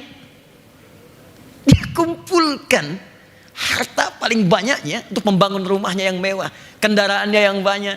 Terus mohon maaf ya, tempat kerja gedung yang tinggi pencakar langit yang dia saat masuk pertama kali dia selfie di situ, dia abadikan, dia katakan aku diterima kerja di sini. Itu ditinggalkan, dia nggak peduli. Dia keluar. Di baru gempa kecil, Anda sudah nggak peduli dengan dunia. Dan sudah nggak sadar teman, nggak ada yang ngajak teman, keluar aja semua. Bagaimana ketika yang dihadirkan 74 skala Richter? Semua naik ke atas. Wa akhrajatil ardu athqalaha. Anda sudah nggak ada pusing lagi, memikirkan dunia nggak ada. Selesai. Selesai Anda. Di Allah tuh cuma kadang tegur kita dengan skala kecil. Kita ingat nggak itu sama Tuhan? Kita ini wafat. Dan fitrah kita mengatakan itu, kamu keluar loh, tinggalkan. Yang paling berharga itu diri kita, amal kita. Kalau pulang nggak ada amal, apa yang mau kita bawa? Makanya taubat, ayo kerjakan amalan ini, taubat. Duduk dengan istri, ya kalau bisa begini, saya kasih amalan satu yang penting, rahasia. Saat Anda amalkan ini, sekeluarga diampuni. Ini rahasia kayak, diantara kita saja ya. Quran surah ke-51 ayat 18, paling kanan di pertengahan. Quran surah ke-51 ayat 18, diamalkan setelah tahajud. Allahu Akbar, astagfirullah. Sudah? Diamalkan setelah tahajud. Ya. Saya baca dari ayat 15-nya supaya berurut. Innal muttaqina fi jannati wa 'uyun. Sungguh ada bagi sebagian dari orang takwa yang akan tinggal di taman surga. Akhidhina ma atahum rabbuhum. Dia akan mendapatkan kenikmatan langsung diberikan oleh Rabbnya Allah. Ya, awas hati-hati. Innahum kanu qabla dzalika muhsinin. Orang ini saat di dunia banyak beramal dengan ihsan. Ihsan itu dikerjakan karena Allah, seakan-akan diawasi oleh Allah. Apa amalannya saat di dunia? Perhatikan amalan malamnya. Kanu qalila minal laili ma yahja'un. Orang ini kalau malam sedikit tidurnya, dia bangun salat tahajud, dia tunaikan mendekat kepada Allah. Nah, ayat 18-nya, perhatikan baik-baik. Wa bil ashari hum yastaghfirun. Dan di waktu sahar, sesaat sebelum fajar, dia banyak beristighfar kepada Allah, minta ampun. Dan kalimatnya hum. Hum itu bentuk jama'. Huwa, huma, hum. 1, 2, banyak. Hum, mereka. Jadi kenapa tidak Anda coba ini? Dan itu indah. Dan dampaknya kepada rumah tangga juga akan tenang. Di saat menjelang fajar, setelah tahajud bareng, ya suami jadi imam, istri jadi makmum dengan anak-anak, bangun kita. Setelah itu jangan biarkan berhenti di situ, tidak. Sentuh dengan keindahan yang paling dalam, dengan kata-kata kita yang paling indah. Ya, kumpul dengan istri kumpul dengan suami, duduk satu ruangan, mulai keluarkan kalimat itu.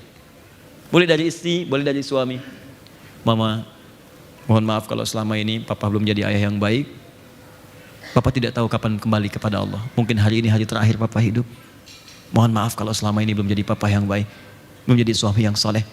Jika saya wafat duluan hari ini, titip keluarga dan mohon bersaksi di hadapan Allah bahwa kita pernah beramal bersama. Astagfirullah ya Allah, astagfirullah. Istri mengatakan, Papa mohon maaf, Mama juga belum bisa menjadi istri yang soleh, istri yang baik, jadi keluarga dengan baik. Mohon maaf kalau ada dosa di keluarga karena berkat peran Mama, mohon maaf. Astagfirullah ya Allah. Yang paling indah ketika anak Anda mengatakan, Mama, Papa maafkan Anda, selama ini belum jadi anak yang soleh, belum bisa memberikan mahkota di hari kiamat, belum hafal Quran seperti yang lain. Lalu semuanya berkata, ya Allah ampuni kami ya Allah, astagfirullah, ampuni kami ya Allah. Hadisnya hadis qudsi. Diriwayatkan tabaqah pertama, golongan pertama penerima dari Nabi, 30 orang sahabat senior langsung mengatakan, ketika seorang bermunajat kepada Allah mengatakan, Allahumma, ya Allah tolong ampuni saya. Allahumma istaghfirli. Apa jawaban Allah? Qala ya ibadi hambaku ghafartulak, aku ampuni semua dosamu. Karena itu orang yang mengamalkan poin ini dalam kehidupan rumah tangganya itu akan dijaga oleh Allah selalu dalam ketenangan dan kesulitan akan hilang. Gak percaya silahkan, setiap menjelang subuh setelah tahajud duduk bersama, koreksi diri, minta maaf, minta ampun. Ingat Allah itu titipan, istri Anda akan ditanya. Anda gak akan ditanya tentang saudara Anda, gak akan ditanya tetangga Anda, keluarga Anda. Ku anfusakum wa ahlikum nara. Jaga diri Anda dan keluarga Anda dari neraka. Jaga, itu yang dijaga. Demi Allah saya katakan, kalau ya Allah, cobalah sekali aja, cobalah malam ini tahajud, ajak suami, ajak istri. Setelah itu rasakan kenikmatannya. Di begitu selesai tahajud, berdoa bersama, istighfar, minta ampun. Begitu air mata mengalir, seakan-akan masalah sudah hilang dan ringan hidupnya. Demi Allah saya katakan ringan. Dan Allah akan jadikan hidup kita tuh tenang, enak gitu. Dan dosa nggak ada, hidupnya ringan dan damai. Silahkan coba, rasakan bedanya, bedakan rasanya, dan pasti akan terasa bedanya. Lain. Nah, ini satu ya. Tolong tanyakan pada ibu. Yang perlu dihapus. Khair insya Allah. Ini belum ada yang perlu dihapus dan. Ya, masih saya terangkan. Siap. Boleh di sini. Jazakallah khair. Saya kasih tahu tempatnya. Saya tunjukkan yang ini Ustaz. Ininya Ustaz. Kalau mau ngapus pakai yang ini. Izin. Enggak. Sebenarnya saya mau tunjukkan. Kalau mau ngapus pakai yang ini. Yang sebelah sini Ustaz. Nah, sebelah sini. Oke, jazakallah khair. Jazakallah khair Ustaz. Fadal. Saya tahu mana yang harus dihapus. Kalau itu enggak. Wah, ini persoalan nih. Saya tuh kenapa saya nggak berikan pada orang? Karena saya takut menghapus yang tidak ingin saya hapus. Sama dengan jihad fisabilillah. Kemudian satu poin. Gak apa-apa Ustaz. Afwan. Saya tidak ingin memberikan beban pada apa yang bisa saya kerjakan sendiri. Syukran. Bismillah. Saya hapus sebentar ya. Allahu Akbar. La ilaha illallah Muhammad Rasulullah.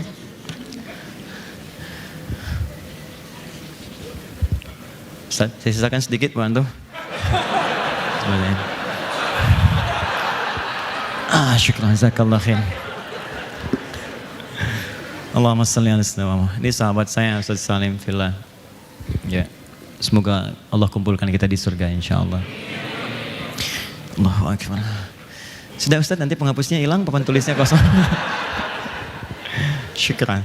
Saya kembali ya sambil beliau. Nanti Ustaz tolong kalau saya keliru diluruskan ya. Baik, yuk kita sama-sama kembali lagi.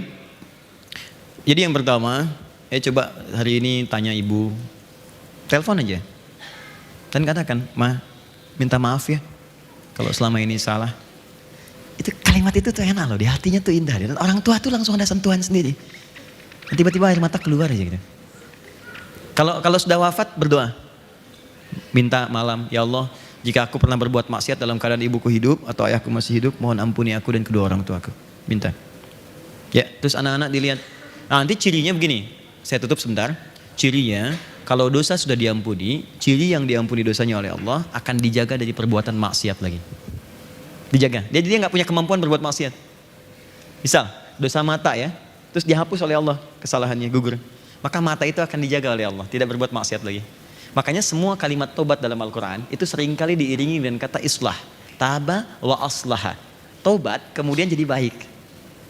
Ya. Telinga, alhamdulillah. Jadi kalau dengar yang kurang bagus, mau menghapus juga ibu silakan. Oh iya, baik silakan. Baik. Ini belum bu. Sudah. Ya, aman lah. Ya, Oke, 2, saya cepat. Jadi yang pertama amal soleh apa namanya? Tobat ya. Ingat ini ya, ingat kalimat saya. Tobat itu mudah diucapkan tapi tidak mudah dilakukan. Gampang, tobat. Buktinya mana? Buktinya mana? Tobat itu butuh pembuktian. Ya. Tobat dari harta yang haram, tinggalkan yang haram. Tobat dari maksiat, jauhi maksiat. 2. Saya cepat supaya kita bisa berdialog. 2, bentuk amal soleh yang kedua, amal saleh. Yang pertama taubat. Yang kedua, saya kasih rumus cepat dari Al-Quran. Kerjakan semua bentuk ibadah yang diperintahkan oleh Allah.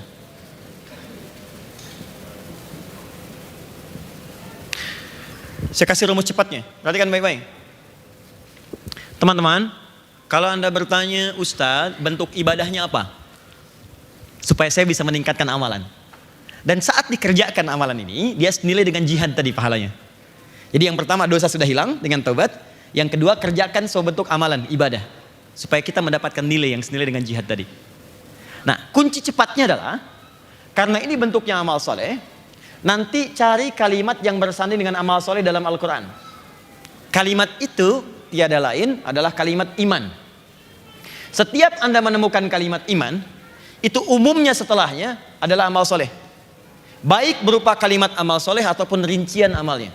Contoh, Quran surah 103. Wal asr. Innal insana lafi illal ladzina amanu. Kalimat iman wa amilus salihat. Di setelah ada kalimat iman, amal soleh. Anda bertanya apa rinciannya? Cari lagi kalimat iman. Dari Al-Baqarah terus sampai dengan An-Nas. Dari Al-Fatihah sampai An-Nas. Kalimat iman pertama Al-Baqarah ayat 3. Alladzina yu'minuna bil ghaib, iman. Kemudian setelah itu amal soleh rinciannya. Wa yuqimunas salat. Wa mimma razaqnahum yunfiqun, infaq. Walladzina yu'minuna bima unzila ilaik, Al-Quran. Cukup 3 ini dulu. Al-Baqarah 183. Ya ayyuhalladzina amanu kutiba alaikumussyam. Hai orang-orang beriman, iman dulu baru puasa. Kutiba alaikumussyam. Ada puasa. Jadi mohon izin, ayo kita keluarkan sekarang semua amalan ini. Mumpung masih ada 7 hari ke depan, teman-teman sekalian, 7 hari. Kalau Anda mengerjakan ini sekarang, maka nilainya, nilai pahalanya bukan 10 lagi, bukan 100, bukan 700. Nilainya senilai dengan jihad. Sudah nggak ada ukuran lagi. Dah selesai. Sholat, teman-teman ayo keluarkan. Jangan cuma yang 5 waktu. Sunnahnya keluarkan semua. Malam apa saja. Ya ada tahajud, ada qiyamul lail, ada witir. Pagi dari mulai syuruk, kemudian ke duha. Ada qabliyah, zuhurnya, ba'diyah, zuhur. Ada sebelum asar 4 rakaat. Ya, ada kemudian maghribnya, ada isya'nya. Coba cek, keluarkan semua. Saya mohon, kalau boleh saya mohon. Kalau saya perlu cium tangan ikhwan, saya cium tangan Anda. Dengarkan baik-baik. Jika ada kesempatannya, jangan tinggalkan, karena tidak mudah untuk mendapatkan ini lagi. Ini amalan, gak ada bandingannya. Kan rumus cepatnya begini. Nabi itu meminta kita cerdas beramal. Bahkan kalau modalnya sedikit, kata Nabi, cari yang keuntungannya banyak. Namanya sedekah jariyah. Sedekah jariyah itu modalnya bisa sedikit, tapi keuntungan pahalanya, kita wafat, pahala masih datang. Saya kasih contoh cepat ya. Contoh cepat. Kita punya 50.000. Tapi pahala pengen terus ada. Anda berikan makanan pada orang, dia makan, ada energi, dia sholat, dapat pahala. Energinya hilang, pahala selesai. Tapi Anda berikan pada penghafal Quran. Beli mushaf, modal 50.000. Anda berikan pada penghafal Quran. Mushaf itu selama ada di tangannya, maka pahala mengalir bagi Anda. Dan dia baca, hafalkan. Dan pahalanya sama, setiap hurufnya Anda dapat pahala yang sama. Kalau sekarang dia bacakan, nilainya lebih tinggi daripada hari biasa. Yang paling dahsyat, penghafal Quran kan nggak pernah dia menghafalkan, membaca cuma sekali. Dia kan ulang-ulang. Satu ayat diulang. Dzalikal kitabu la raiba fi la raiba fi dzalikal kitabu la raiba fi dzalikal kitabu la raiba fi hudan lil muttaqin dzalikal kitabu la raiba fi hudan lil muttaqin dzalikal kitabu la raiba fi hudan lil muttaqin. Berapa huruf? Berapa pahala yang dapatkan? Dan nggak pernah ada orang penghafal Quran baca cuma sehuruf. Siapa nih? Ini Pak Nur palanya udah banyak, sehuruf aja. Nun, dah simpen. Cari yang lain. Nggak ada. Dia terus. Dan kalau mushafnya nggak ada, kan penghafal Qurannya ada. Dia mengajar lagi, modal cuma 50.000, Anda wafat, dia punya murid 1.000. Dan terus. Maka cari yang cerdas. Boleh hari ini, keluarkan semua jenis sholat, keluarkan. Ini cepat sekali. Begitu dosa diampuni, dapat pahala senilai jihad. Sudah.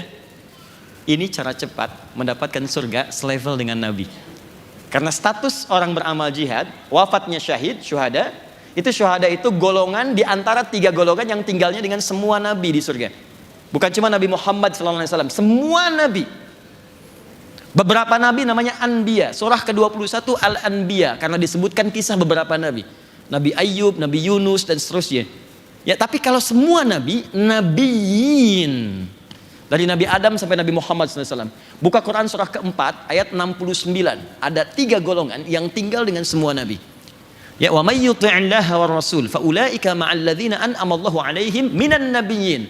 Ada orang-orang yang tinggal dengan semua nabi di surganya. Siapa mereka? Awas hati-hati. Was-syuhada'i. Ya, nabiyina was-siddiqina, was-syuhada' was-shalihin.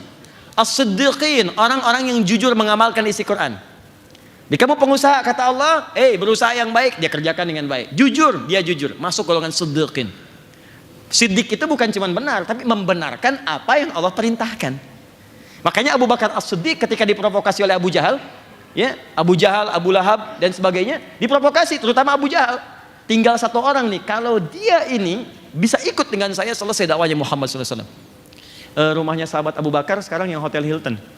Ya, ini kalau teman-teman ikut umrah atau satu situasi, nanti saya tunjukkan tuh. Ini kalau teman-teman umrah atau haji dari Zamzam geser Hotel Hilton. Hotel Hilton tuh masuk naik tangga yang eskalator ke atas, jangan masuk. Naik lagi ke atas sekali. Di situ ada musola, itu rumahnya sahabat Abu Bakar dulu. Di situ. Diprovokasi, dicari. Tinggal 1 orang lagi, kalau dia percaya dengan saya, selesai dakwah Muhammad. Ditarik, dibawa ke Jabal Qubais. Dengarkan apa kata Muhammad. Kata Abu Bakar apa? Kata Nabi Muhammad, saya tadi malam barusan diisrakan oleh Allah dari Masjidil Haram ini ke Masjidil Aqsa, kemudian pulang lagi ke sini. Semua ketawa termasuk Abu Jahal. Dikira Abu Bakar akan mengatakan, ya sudah, Muhammad pendusta. Apa kata Abu Bakar? Kalaulah Muhammad SAW mengatakan, sekarang di belakang bukit Jabal ini, Jabal Qubais, ada musuh akan menyerang kita dan tidak terbukti, saya tetap akan percaya kepadanya. Membenarkan apa yang disampaikan Nabi dengan sepenuh jiwa, itu namanya shadiq. Tapi kalau terus dibenarkan dengan penuh keyakinan, siddiq. Jamannya siddiqin. Anda pengusaha, Anda yakin dengan hukum Allah, riba tinggalkan, ini yang gak bagus tinggalkan, Anda masuk ke golongan siddiqin. Anda yakin dengan amalan sedekah, kerjakan, siddiqin. Syuhada ini terakhir sholihin. Ya, tidak cukup dengan nama, saya Pak Sholihin Ustaz, bisa gak masuk surga dengan Nabi? Tidak. 3 golongan ini. Jadi kalau Anda berhasil wafat saat ini misalnya, wallahu a'lam, wafat sudah amalan tinggi, dosa diampuni karena taubat, dan sesurga dengan Nabi sallallahu alaihi wasallam. Enak kalau ditanya, "Akhi, kamu siapa?" "Saya fulan." Kamu di surga mana? Oh, saya dengan Habib Fulan, Ustaz Fulan, Syekh Fulan. Wah, luar biasa ya. Kamu di mana? Saya di surga adalah di mana sih? Sebelah sana. Karena nggak bisa ngejar karena levelnya tinggi. Tapi yang tinggi bisa turun ke bawah. Bisa bahkan dikunjungi oleh semua malaikat. Ada di Quran surah ke-13 ayat 23 sampai 24. Dikunjungi semua malaikat. Dahsyat. Kamu di mana? Kamu dengan siapa? Depan saya Nabi Ibrahim alaihissalam. Belakang saya Nabi Musa. Samping kiri saya Nabi Yusuf. Masya Allah. Ganteng-ganteng Nabi. Dulu ente nonton sinetron ganteng-ganteng serigala. Ini ganteng-ganteng Nabi. Samping kanan saya Nabi Muhammad SAW. Indah. Nah ini amalannya. Terus puncaknya nanti saat Idul Adha. Bagi yang berkurban siapkan izin ya mengingatkan sebelum kita berdialog kurang lebih ada 20 menit ke depan atau 15 menit lah ya. Kalau sudah berniat kurban, tolong jangan potong kuku dan rambut yang melekat di tubuh sampai disembelih hewannya. Ya, sampai disembelih hewannya. Memang ada yang berpendapat hewan kurban, tapi saya tidak mohon maaf, tidak condong pada pendapat ini. Yang lebih kuat itu jangan potong kuku dan rambut yang melekat pada orang yang akan berkurbannya. Dalilnya hadis Muslim, jilid yang ke-7, kemudian di nomor hadis 1977, paling kanan sebelah atas dari Ummu Salamah radhiyallahu taala anha. Beliau berkata dari Nabi sallallahu alaihi wasallam, "Idza ahalla hilal dzil hijjah wa arada ahadukum an yudhhiya fala yamassanna min sya'rihi wa adfarihi syai'a." Kalau ada seorang di antara Anda ingin berkurban, kemudian tiba awal Dzulhijjah, sudah siap dengan hewan kurbannya. Jadi teman-teman sudah siap, sudah beli nih, sudah bayar. Maka jangan sentuh, jangan potong semua rambut yang melekat pada tubuhnya dari rambut sampai bagian bawah plus kuku. Ya, jangan disentuh sampai hewan kurban disembelih. Begitu selesai, terus berdoa tadi, baru kemudian kita boleh cukur, boleh potong. Apa hikmahnya? Supaya Allah berkenan mengampuni semua dosa dari ujung kepala sampai ujung kaki di kukunya. Khawatirnya sebelum diampuni terpisah itu dan pernah berbuat maksiat bersaksi di hadapan Allah. Walaupun diampuni juga, cuman dia bersaksi. Mirip orang masuk pengadilan, dibuka semuanya, cuman vonisnya bebas. Vonis bebas, cuman dibuka. Ada orang yang bersaksi semua di hadapan Allah, coba ditutup oleh Allah. Tapi kan malu juga di hadapan Allah dibuka. Lebih baik tempat SP3 kan? Nggak dibahas, selesai.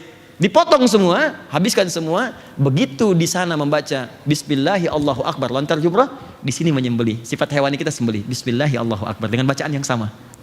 Tanggalnya sama, 10. Bismillahi Allahu Akbar. Baru menghadap ke kiblat. Inni wajjahtu wajhiya lilladzi fataras samawati wal arda hanifan musliman wa ana minal musyrikin. Inna salati wa nusuki wa mahyaya wa mamati lillahi rabbil alamin. La syarika lahu bidzalika umirtu wa ana. Banyak diucapkan, tapi yang jarang masuk ke hati. Ya Allah, hari ini aku pasrahkan diriku sepenuh hati dan jiwaku, sepenuh diriku. Jika aku pernah beramal sampai dengan korbanku saat ini, maka semua aku niatkan untukmu ya Allah. Ya Allah, jika aku masih ada punya kesempatan hidup dari mulai saat ini, maka mohon bimbing aku lebih baik daripada hari sebelumnya. Tapi jika aku wafat hari ini ya Allah, mau mati, mohon jadikan wafatku wafat yang baik dalam hari ini. Jika engkau masih berikan aku kesempatan untuk menjalani kehidupan, aku berjanji mulai detik ini, aku akan tunduk patuh pada semua ketentuan. Wa ana minal muslimin atau wa ana awwalul muslimin. Kalau ada orang pertama yang akan tunduk, aku sekarang orang pertama yang akan tunduk ya Allah. Aku berjanji akan jadi muslim yang lebih baik lagi daripada hari sebelumnya. Tidak cukup dengan amin, itu harus kita lakukan. Sembelih hewannya, hadirkan kekuatannya, dan rasakan hasilnya. Nah itu yang saya sampaikan kesempatan kali ini. Saya mohon izin saya simpan dulu untuk fikih salat, karena saya khawatir kita ketemu bulan depan atau mungkin tidak ketemu tapi kita tidak ingat dengan amalan ini. Ya, selebihnya kita diskusi sejenak teman-teman sekalian. Ada waktu mungkin sekitar 10 menit, 15 menit. Ya sekitar 15 menit ya paling maksimal sebelum masuk ke zuhur. Kalau ada yang kurang jelas atau ingin meluruskan, ingin mengoreksi, saya perkenankan dan kita bisa berdialog untuk itu. Ada pertanyaan? Saya mau tanya sebentar, jelas uraian saya? Jelas. Paham? Siap mengamalkan? Yakin dengan isi Quran? Siap mengamalkan? Saya cek ya, boleh saya cek ya. Quran surah kelima ayat 100 sampai 101. Ya ayyuhalladzina amanu, hai orang-orang yang sudah menyatakan beriman kepada Allah, la tas'alu an asya'a in tubdalakum tasu'kum. Jika uraian sudah jelas disampaikan, maka jangan banyak dipertanyakan lagi. Khawatir banyaknya pertanyaan itu yang jelas nanti menjadi semakin tidak jelas. Yakin dengan Al-Quran? Siap mengamalkan? Jelas uraian saya? Ada pertanyaan? Oke, ya silakan. Kalau ada yang tidak terkait dengan hal ini boleh. Saya punya waktu 10 menit ke depan, saya nanti mohon izin. Baik teman-teman, ada yang ingin bertanya, silakan. Wah. Assalamualaikum Ustadz. Assalamualaikum warahmatullahi wabarakatuh. Nama saya Monty. Saya cuman pertanyaannya nggak terkait sama ini, boleh ya Ustadz? Oke, boleh. Profesi saya sebenarnya kan saya 3D artist ya Ustadz ya. Saya cuman mau nanya mengenai, saya pernah dengar ceramah Ustadz juga mengenai hukum-hukum soal dunia yang menghidupkan nyawa itu. Cuman kan kesini-sini alhamdulillah munculnya konten-konten baik mengenai animasi ya Ustadz ya. Iya. Apalagi saya juga pernah dengar dari beberapa sahabat saya, kayak ada ulama Syekh Yusuf Qaradawi, dia pernah bilang apabila ada konten-konten yang tidak baik, kenapa nggak dilawan dengan konten-konten baik, apalagi di dunia entertainment. Nah, hukum menghidupkan dalam dunia animasi itu untuk konten-konten yang baik, apalagi sekarang bermunculan, alhamdulillah, itu menurut Ustadz gimana? Apakah baiknya dianjurkan, apa gimana? Oke. Kasih. Saya akan bawa Anda ke nuansa berpikir dulu, ya, dengan dalil dan kerangka berpikir logika yang kuat, supaya kita bisa paham ya, kapan ini jatuh haram, kenapa disebut haram, dan kapan dia jatuh boleh disebut halal. Bahkan yang haram kapan jadi halal, yang halal kapan jadi haram, itu ada dalam fikih. Jadi ada 4 jenis. Yang jelas halalnya innal halala bayyinun, yang jelas haramnya innal harama bayyinun, ya. Kemudian yang ketiga syubhat, wa bainahuma umurun mushtabihat, syubhat, nggak jelas halal dengan haram. Nanti yang paling menarik yang keempat, ada yang halal jadi haram, ada yang haram jadi halal, ya, dalam keadaan yang sifatnya disebut dengan darurat. Nah, saya mau bicara dulu tentang konteks pertanyaan Anda. Zaman Nabi itu pertama ada gambar, ya, ada patung, bahkan yang 3 dimensi dan sebagainya. Baik, ini dia punya 2 penilaian dari Nabi. Yang pertama yang mutlak, langsung Nabi benci dengan itu. Bahkan mengatakan kalimat-kalimat yang menunjukkan pengharaman mutlak langsung. Haram, musyrik, turun ayat An-Nisa 48, ya, sampai disebut lagi di An-Nisa ayat 116 sebelumnya. Ya, innallaha la yaghfiru an yushraka bihi wa yaghfiru ma duna dzalika liman yasha. Allah enggak akan mengampuni dosa syirik. Syiriknya apa? Dia langsung tunjukkan pada patung. Di surat An-Najm itu, ya, Lata, Uzza, Manat dan seterusnya. Sebutkan yang disembah pada saat itu. Patung-patung sesembahan, patung-patung kemusyrikan. Ada gambar-gambar yang diagungkan. Jadi kalau ngadap ke gambar itu serasa mendapatkan kekuatan spiritual. Ada. Jadi dulu ada 3 golongan yang dimuliakan oleh jahiliyah. Satu penyair, ya, orang di dunia seni, sampai turun surahnya surah ke-26 Asy-Syu'ara. Itu dikecam oleh Quran karena seringkali menghabiskan waktu pada yang tidak penting dan sering berbuat maksiat. Misal ayat 224 Quran surah ke-26, wasyu'ara'u yattabi'uhumul ghawun. Ayat 225-nya, alam tara annahum fi kulli wadin yahimun. Para penyair itu, orang yang pembuat lirik-lirik, ya, seni-seni di masa itu jahiliyah, dia sering menghabiskan waktu pada yang tidak berguna, kata Allah. Pergi ke lembah-lembah, sampai lupa dengan istri, lupa dengan anak, lupa dengan keluarga, cuma nyari inspirasi. Setelah datang ilham, kadang minta bantuan jin, balik lagi bikin lirik. Terus cuma disampaikan aja jadi angan-angan. Maka dikenal Imrul Qais, ada Al-Khutai'ah, Nabi Guh Az-Zibyani. Bikinlah karya-karya yang paling hebat, dituliskan kemudian dengan tinta emas, ditempelkan di Ka'bah, disebut mu'allaqatus sab'ah. Contoh Imrul Qais, kibana min dzikra habibin wa manzili bi saqtili wa bainad dakhuli fa haumali, tempel. Nanti di masa Islam diganti ini dengan kain kiswah, dituliskan dengan Al-Quran dengan tinta emas sampai sekarang. Yang paling menarik, ketika mereka berperilaku ini, Quran tidak langsung mengecam sampai di situ. Ayatnya belum selesai. Sampai ayat 227-nya langsung muncul kalimat illalladzina amanu wa amilus shalihat. Kecuali penyair-penyair beriman yang dia membuat lirik-lirik menjadi amal saleh. Maka muncul Hasan bin Thabit, di sana membuat ejekan tentang Islam, di sini membuat puisi membela Islam. Di sana bikin lirik mencela Islam, di sini bikin lirik kemudian memuji Nabi, memuji Allah dan mempertahankan Islam. Dan itu diakui oleh Al-Quran, ditetapkan sebagai syairun Nabi, pujangganya Nabi sallallahu alaihi wasallam, artisnya Nabi. Oke, sisi lain ada langsung bidang-bidang tadi, gambar, ya, kemudian patung, yang sama dimensi, bahkan 3 dimensi, 4 dimensi. Aisyah radhiyallahu taala anha punya mainan dumyah, boneka dari kuda-kudaan. Ada. Sebagian yang gambar-gambar gak elok, Nabi bilang ini tutup nih, buang Aisyah. Tapi yang lain, kata Nabi gak apa-apa, pakai aja. Ini artinya ada yang dibolehkan, ada yang tidak. Maka ulama fikih mengatakan, ketika tidak dibolehkan, sifatnya diturunkan. Semua sifat ini, walaupun wujudnya beda, bentuknya tidak sama. Zaman jahiliyah gak ada animasi, ya? Yang ada real, nyata. Sekarang ada, tapi sifatnya sama. Sifatnya kemusyrikan, film kartun, tapi dikenalkan dengan unsur agama lain. Dibawa jadi pahlawan, tapi isinya ajakan untuk menyembah kepada, maaf ya, kepercayaan lain dan sebagainya. Itu nggak boleh, haram hukumnya. Tapi sisi lain, kalau yang Anda kerjakan pada nilai kemuliaan, dan itu jadi wasilah yang sangat efektif untuk menerangkan nilai keislaman, maka hukumnya naik jadi boleh, mubah, bahkan sunnah. Ketika itu bisa digunakan dan tidak ada yang lain. Bikin pejuang Islam, bikin cerita tentang Zaid bin Thabit, bikin cerita tentang Usamah bin Zaid, bikin cerita tentang Khalid bin Walid, bikin animasi. Ya, ada Upin Ipin sekarang, ada Nusarara, ada macam-macam. Silahkan kembang. Saya termasuk yang condong kepada pendapat ini, dia boleh digunakan dan dalilnya sangat kuat di situ. Sah hukumnya. Jelas ya? Ya kalau ada orang yang berpendapat berbeda, jangan dicela, dihormati aja. Gak apa-apa, Anda dengan pendapat Anda, saya hormati. Tapi kan Anda tidak perlu mencela saya. Jangan sampai perbedaan pendapat itu menghalangi Anda minum teh bersama. Jelas ya? Doakan sudah. Apa yang mau dicapai? Apa puas dengan hanya ngajak orang maksa ikut saya? Terus apa yang mau dicapai? Anda ngajak tapi saya nggak suka. Kata Buya Hamka itu munafik yang paling dalam. Diajak ke sebuah tempat agama tapi mengingkarinya. Ya, ikutan ke tempat agama lain tapi kita ingkari, itu kata Buya Hamka hipokrit yang paling dalam.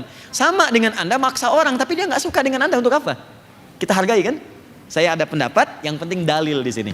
Yang kunut ada dalilnya, yang tidak kunut ada dalilnya. Yang salah yang tidak sholat subuh. Oke? Ada yang lain? Ustaz Salim. Oke. Baik. Jazakallah khair. Izin sebentar ya.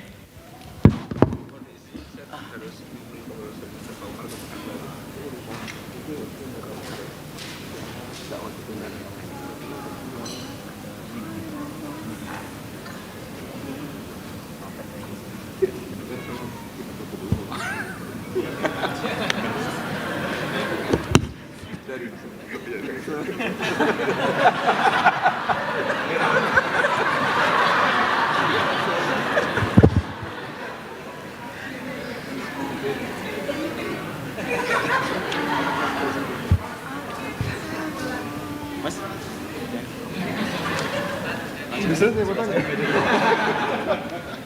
Ustaz, apa Ustaz? Ustaz Salim. Mas ini.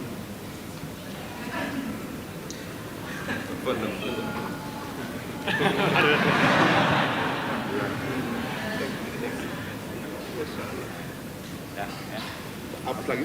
Udah nggak usah. Sebentar ya. Bismillah Ustaz, bagaimana caranya agar kita selalu bersyukur? Ya, bersyukur, sudah.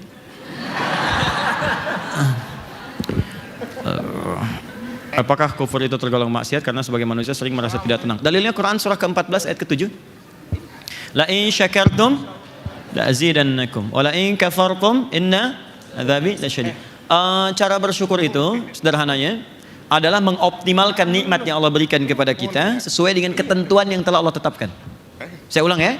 Ingat, bersyukur bukan mengucapkan sekedar alhamdulillah, tapi mengoptimalkan nikmat yang Allah berikan kepada kita dengan cara menggunakannya sesuai dengan ketentuan yang Allah tetapkan. Contoh, saya ingin bersyukur dengan mata saya. Maka bagaimana caranya? Gunakan sesuai ketentuan Allah. Kata Allah, jangan lihat maksiat yang buruk.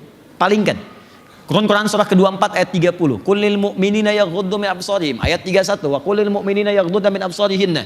Katakan pada pria-pria, perempuan-perempuan yang beriman, jaga pandangannya, alihkan dari yang buruk. Itu syukur. Saya bersyukur dengan lisan saya. Maka jauhkan dari yang kotor, gibah, ya, mencela. Quran surah 49 ayat 11, ayat 12. La yaskhar qaumin qaum, jangan saling mencela. La yaghtaba'lukum ba'lu, jangan bergibah. Jangan berdusta. Wailul lil mukadzibin. Ya, nikmat dengan harta, syukurnya bagaimana? Zakat, keluarkan zakat. Bahkan kalau perlu, sebelum dikeluarkan, diukur kapan keluarnya. Quran surah ke-9 ayat 103, zakat. Dikeluarkan ke 8 golongan, Quran surah ke-9 ayat ke-60. Kalau masih ada lebih, infak, Quran surah ke-2 ayat 215. Lebih lagi sedekah, Quran surah ke-2 ayat 264. Boleh, silakan. Ya, jadi itu yang bisa kita maksimalkan. Syukur dengan fisik, ibadah. Salat, ya, maksimalkan. Doa dan seterusnya. Allah Ta'ala a'lam bis-shawab. Kalau kita tidak melaksanakan kurban, sembelih langsung, apakah tidak apa-apa? Boleh, tidak apa-apa. Karena Nabi, dalilnya apa? Hadis Nabi SAW dari Ali bin Abi Thalib. Pernah Nabi meminta Ali bin Abi Thalib menyembelihkan sembelihan Nabi, kurban Nabi. Ya, disembelihkan boleh.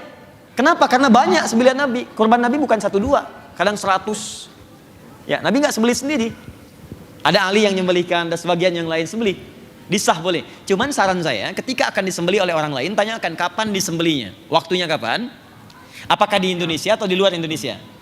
Walaupun kita tidak tahu hewan yang mana, begitu diberitahu jam sekian, hari sekian, pada saat itu langsung menghadap ke kiblat sesuai dengan jamnya, kemudian menghadap ke kiblat berdoa kepada Allah. Ya, Allahumma tolong terima kurban saya, ya Allah, mohon jadikan kurban saya berkah, ampuni dosa-dosa saya dan keluarga saya, dan jadikan ini sebagai hujjah saya saat kembali kepadamu. Ya, kalimat Arabnya tadi inni wajjahtu wajhiya lillahi sampai ujungnya, itu hadis sahih. Ustaz, tolong jelaskan mengenai berkurban satu kambing untuk satu keluarga. Apakah yang sudah tidak tinggal bersama bisa ikut sertakan? Lalu bagaimana yang masih berutang, apakah boleh berkurban? Baik, untuk persoalan satu kambing satu keluarga boleh. Jadi gini, ada persepsi yang agak berbeda di masyarakat dan ini kurang tepat. Sebagian masyarakat mengatakan kalau kambing satu untuk satu orang, sapi boleh iuran. Maaf, tidak semua untuk satu kambing itu tidak harus untuk ditujukan seorang, tidak. Saya kadang-kadang melihat satu keluarga ini ada 7 orang, 7-7-nya ini kambingnya satu-satu. Nggak perlu. Boleh satu keluarga, misal satu kambing diniatkan untuk satu keluarga, boleh. Ya, jadi nggak usah kemudian diseling, ini tahun ini si fulan, tahun ini si fulan, tidak. Kalau anggarannya cukup untuk satu-satu, silakan satu-satu. Kalau satu itu tidak ada yang lain, yang ada cuma 2,5 juta, pengen beli kambing satu, boleh. Saya berkurban untuk satu keluarga. Dalilnya apa? Nabi mengatakan, Allahumma hadza min Muhammad wa ali Muhammad wa ummat Muhammad.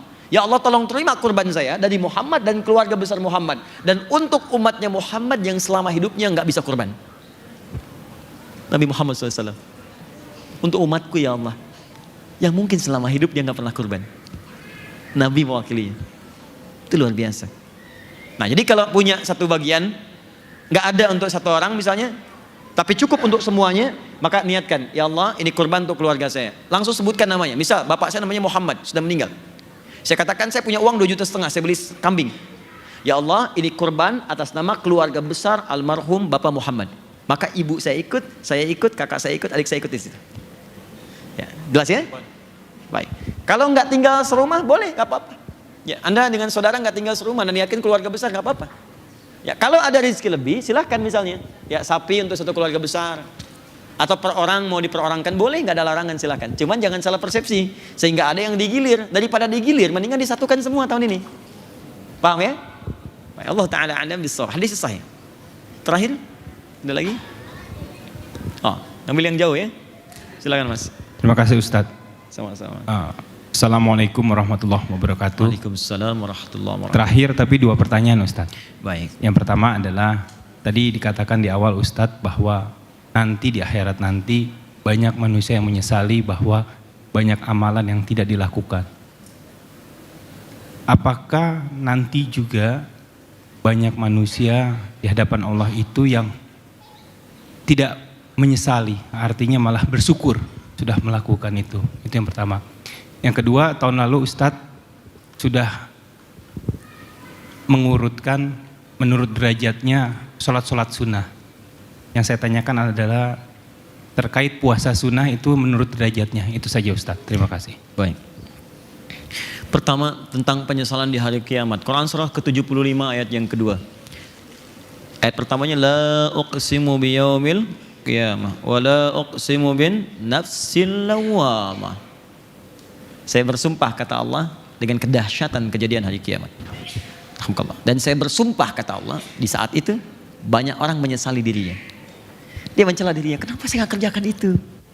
Kenapa saya nggak lakukan? Makanya saya sering katakan, kalau orang masuk neraka menyesal, biarkan dia. Tapi kalau masih ada di dunia, kita doakan, kita ajak. Dimohon izinnya teman-teman, kalau diajak sama kawannya, bro ayo sholat yuk, ukhti sholat yuk, jangan marah ya. Itu tandanya sayang, jangan marah. Kalau belum bisa ikut, minimal jangan dicela. Tapi dia sayang dengan Anda, dia sayang. Kalau lagi ngajak ke pengajian, bikin status, nggak usah dicela. Tumben kamu soleh sekarang, gak usah, Anda yang rugi. Ya, soleh bukan, saya tetap dude, ya. Cuman saya sayang kamu gitu, aja. Yang menyesal itu nanti, maaf ya, maaf. Dia masuk surga, biasa baca Quran. Ya Allah, kenapa nggak 10 ayat saya bacanya 5 terus?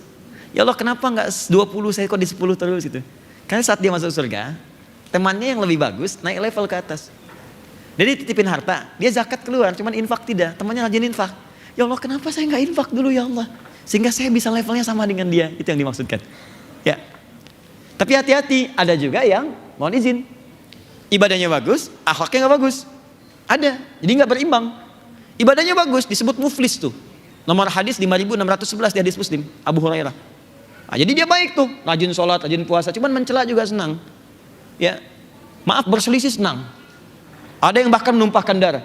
Tu'khadhu hadza min hasanati wa hadza min hasanati. Diambil pahala salatnya, pahala hajinya, pahala infaknya, diberikan pada siapa? Itu yang dicelaknya, yang dikasarinya, yang kadang-kadang diberikan perlakuan zalimnya, itu diambil semua tuh. Makanya kalau sedang dizalimi, jangan menangis, jangan marah. Karena ada transfer pahala kepada Anda. Dari kehidupan kita, itu senang gitu. Ya dunia itu kecil kok, sederhana.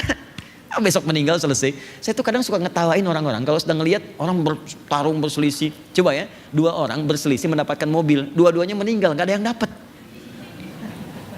Saya tuh bingung, ini kenapa sampai begini sih? Meninggal juga gitu. Ini nggak usah disesali, terus harta itu cuma titipan, kedudukan titipan, tuh diambil juga. Dan kalau sudah wafat, gelarnya nggak ikut. Ya, apa ketika dikuburkan gelarnya ikut? Tidak. Bahkan saya pun sudah Adi Hidayat selesai almarhum, sama semua almarhum. Mantan orang kaya sekabupaten Bekasi. Mantan orang punya kedudukan di Tanah Kusir. Masya Allah. Harap-harap wafat di Tanah Suci, wafat di Tanah Kusir. Oke ya, satu itu. Oke. Dan apakah ada orang bersyukur di luar yang lain? Tidak. Menyesal di yang lain? Tidak. Yang tadi saja. Kemudian amalan sunnah untuk puasa diurutkan berdasarkan prioritasnya. Prioritas yang paling tinggi adalah berdasarkan waktu, mura'atut tauqid, waktu yang jarang muncul. Makanya kalau bersamaan dengan yang sering muncul, yang jarang didahulukan. Misal, Senin Kamis kan sering muncul kan? Tapi kan puasa Asyura, puasa Arafah jarang kan? Makanya ketika Senin Kamis bertepatan dengan Arafah, Arafah hari Kamis, niatkannya Arafahnya. Bukan Kamisnya. Tapi berita baiknya, begitu niat Arafah, Kamisnya dituliskan pahalanya sempurna. Walaupun tidak mengerjakannya. Bagi yang rutin, apa hadisnya Ustaz Al-Bukhari? Idza maridul abdu aw safar kutiba lahu mithla ma kana alaihi muqiman sahihan. Kalau ada orang punya uzur karena sakit atau safar, tidak bisa mengerjakan amalan rutinnya, lalu mengerjakan amalan lain, maka yang rutin tetap dituliskan sempurna walaupun tidak dikerjakan. Akhwat sedang dalam keadaan suci, alhamdulillah, rajin baca Quran, rajin sholat sunnah, begitu tiba masa haidnya, maka semua amalnya dituliskan pahalanya walaupun tidak mengerjakannya. Alhamdulillah ya ukhti ya, kita dapat pahala walaupun tidak mengerjakan, belum tentu. Ya, kalau saat suci nggak mengerjakan itu, ini nggak dituliskan. Maka cepat kerjakan sebelum datang tiba masa menopause, nanti udah kembali lagi seperti laki-laki. Ya, semoga Allah maafkan kita ampuni dosa kita, memberikan petunjuk kepada kita, menyayangi kita, dan menjadikan kita berkeluarga sampai kembali kepada Allah Subhanahu Wa Taala. Tolong bantu saudara-saudari kita, ya, ajak. Yang belum baik diajak jadi baik. Yang belum baik jangan merasa belum baik, tidak, bergabung. Karena saat Anda berubah, maka Anda sedang dicintai oleh Allah Subhanahu Wa Taala. Yang sudah baik jangan merasa menjadi lebih baik, karena boleh jadi itu bisa melahirkan dosa yang menggugurkan semua kebaikan-kebaikan yang telah ditenun. Saya tidak minta banyak dan saya nggak minta apapun. Seperti saya katakan pertemuan lalu, ya, saya mohon jangan berikan apapun. Saya tidak ingin itu. Saya hanya ingin bahwa saat saya kembali kepada Allah ringan keadaan saya. Saya minta doakan saja dalam setiap sujud, dalam berdoa supaya Allah berkenan mengampuni saya dan keluarga, itu saja. Dan tolong teman-teman Mas Dimas, Mas Sudiri yang lain, jangan kasih amplop, jangan kasih apa-apa ya. Saya nggak mau. Ya, bukan karena butuh tolong, bukan, saya nggak mau. Ya, saya pengen datang. Jadi saya bisa berhujah gini di hadapan Allah saat saya dipanggil. Ya Allah, saya sudah datang, saya sudah terangkan, saya sudah menulis, saya sudah apapun yang saya sudah lakukan, dan saya nggak minta apapun ya Allah. Dan kalau mereka belum mau, saya sudah memberikan apa yang terbaik. Tapi kalau harus dihukum, tolong jangan hukum ya Allah, karena dia saudara saya, dia saudari saya. Mungkin sampai di situ yang bisa saya lakukan. Tapi kalau saya sudah bisa memberikan itu, Anda belum berubah juga, tolong tunjukkan pada saya dengan cara apa lagi saya mesti menyampaikan. Saya sudah berbuat sepanjang apa yang bisa saya berikan. Dan saya mohon maaf kalau selama ini saya belum bisa mengajar lebih dari apa yang seperti Anda harapkan. Saya minta maaf untuk itu. Alhamdulillahirabbil alamin arrahmanir rahim maliki yaumiddin. Iyyaka na'budu wa iyyaka nasta'in. Shiratal mustaqim, shiratal ladzina an'amta 'alaihim ghairil maghdubi 'alaihim waladdallin. Allahumma salli wa sallim wa barik ala habibikal karim rasulikal amin sayyidina Muhammadin wa ala alihi wa sahbihi ajma'in. Rabbana la tada' lana fi maqamina hadza wa fi kulli maqamin dhanban illa ghafarta. Ya Allah, kami sangat bermohon kepadamu jika ada satupun di antara kami yang hadir saat ini tengah penuh dengan lumuran dosa, maka jangan biarkan dia meninggalkan majlis ini kecuali Engkau telah ampuni segala dosa-dosanya. Allahumma wala hamban illa farajta. Ya Allah, jika ada di antara saudara-saudari kami yang datang dengan kegelisahan di majlis ini, maka mohon ya Allah, jangan biarkan ia meninggalkan tempat ini kecuali Engkau telah tenangkan keadaan jiwanya. Allahumma wala asiran illa yassartah. Ya Allah, jika di antara ada teman kami saat ini, di keluarganya, pekerjaannya, kehidupan sosialnya, ia telah diuji dengan kesulitan, maka mohon ya Allah, angkat dan mudahkan segala kesulitannya. Allahumma wala maridan illa syafaitah. Ya Allah, kami mohon jika ada di antara kami, teman kami, keluarga kami tengah diuji dengan penyakit seberat apapun, mohon ya Allah angkat dan sembuhkan penyakitnya. Allahumma ya Allah, kami mohon jika ada di antara kami yang mungkin tengah Engkau uji ya Allah, satu di antara keluarganya, ayahnya atau ibunya telah kembali kepadamu, wafat ya Allah, maka mohon jadikan wafatnya husnul khatimah. Sayangi mereka ya Allah, berikan cahaya di alam kuburnya dan bimbing kami untuk beramal soleh sehingga dapat memberikan nilai kebaikan untuk keluarga kami ya arhamar rahimin. Allahumma alimna ma yanfa'una. Allahumma ya Allah, ajarkan kepada kami ilmu yang bermanfaat yang bisa kami mudah amalkan. Allahumma ya Allah, Allahumma latif kullal asil yatubu ilaik. Ya Allah, kami mohon jika ada kawan kami, kerabat kami, tetangga kami, teman kami, bahkan satu profesi ya Allah yang masih berbuat maksiat, mohon sentuh hatinya untuk bertobat ya Allah. Kami tidak ingin berpisah dengan mereka ya Allah di hari kiamat. Mohon jangan perdengarkan kepada kami teriakan mereka di hari kiamat. Kami bersatu dengan mereka di dunia, satukan kami di akhirat ya Allah. Bimbing mereka untuk bertobat sebelum wafat ya Allah. Mereka kawan kami ya Allah. Mereka ayah kami, mereka ibu kami, mereka tetangga kami. Jangan pisahkan kami ya arhamar rahimin. Allahumma ya Rabb, idza kana hunalika min baqiyati ayyamina faj'al baqiyata ayyamina hayatan thayyibah. Ya Allah, kami ingin berubah. Kami ingin berubah mulai saat ini. Jika memang ada masa hidup bagi kami, tatapan kami untuk ke depan, mohon jadikan sisa hidup kami lebih baik daripada hari sebelumnya. Wa idza kana hadzal yaumil akhir ayyamina faj'al hadzal yaum ya Allah husnul khatimah. Namun kami mohon ya Allah, jika memang hari ini kami mesti kembali kepadamu, hari ini hari kami wafat, jadikan wafat kami husnul khatimah. Jadikan wafat kami husnul khatimah. Jadikan wafat kami husnul khatimah. Allahumma ya Allah, alhiqna ma'as salihin ma'al ladzina an'amta 'alaihim minan nabiyyin was-siddiqin wasyuhada'i was-salihin wa hasuna ulaika rafiqa. Ya Allah, kami merindukan pertemuan dengan Rasulullah sallallahu alaihi wasallam. Kami mencintai Rasulullah sallallahu alaihi wasallam. Mohon ya Allah, kami tidak bisa hidup bersama beliau di dunia, menatapnya di alam mimpi. Maka setidaknya beri kesempatan agar kami bisa bersama dengan Nabi Muhammad sallallahu alaihi wasallam di akhirat nanti. Satukan kami dengan orang-orang soleh, para syuhada, orang-orang jujur bersama para nabi. Ya Allah, kami merindukan semuanya. Allahumma laqad da'awna kama amartana fa'ajib du'ana kama wa'antana. Ya Allah, kami telah meluangkan waktu, tenaga, biaya, datang belajar, menyimak, mencatat dan berdoa bermohon kepadamu seperti apa yang telah Engkau perintahkan. Maka mohon ya Allah, kabulkan doa kami seperti apa yang telah Engkau janjikan. Kami telah mengalirkan air mata, mohon jangan sia-siakan air mata kami. Jika dengan semua ini belum mampu mengabulkan apa yang telah Engkau janjikan, tunjukkan kepada kami dengan cara apa lagi kami mesti bermohon kepadamu. Allahumma bifadlika subhana rabbika rabbil izzati amma yasifun wa salamun alal mursalin wa akhiru da'wana alhamdulillahi rabbil alamin.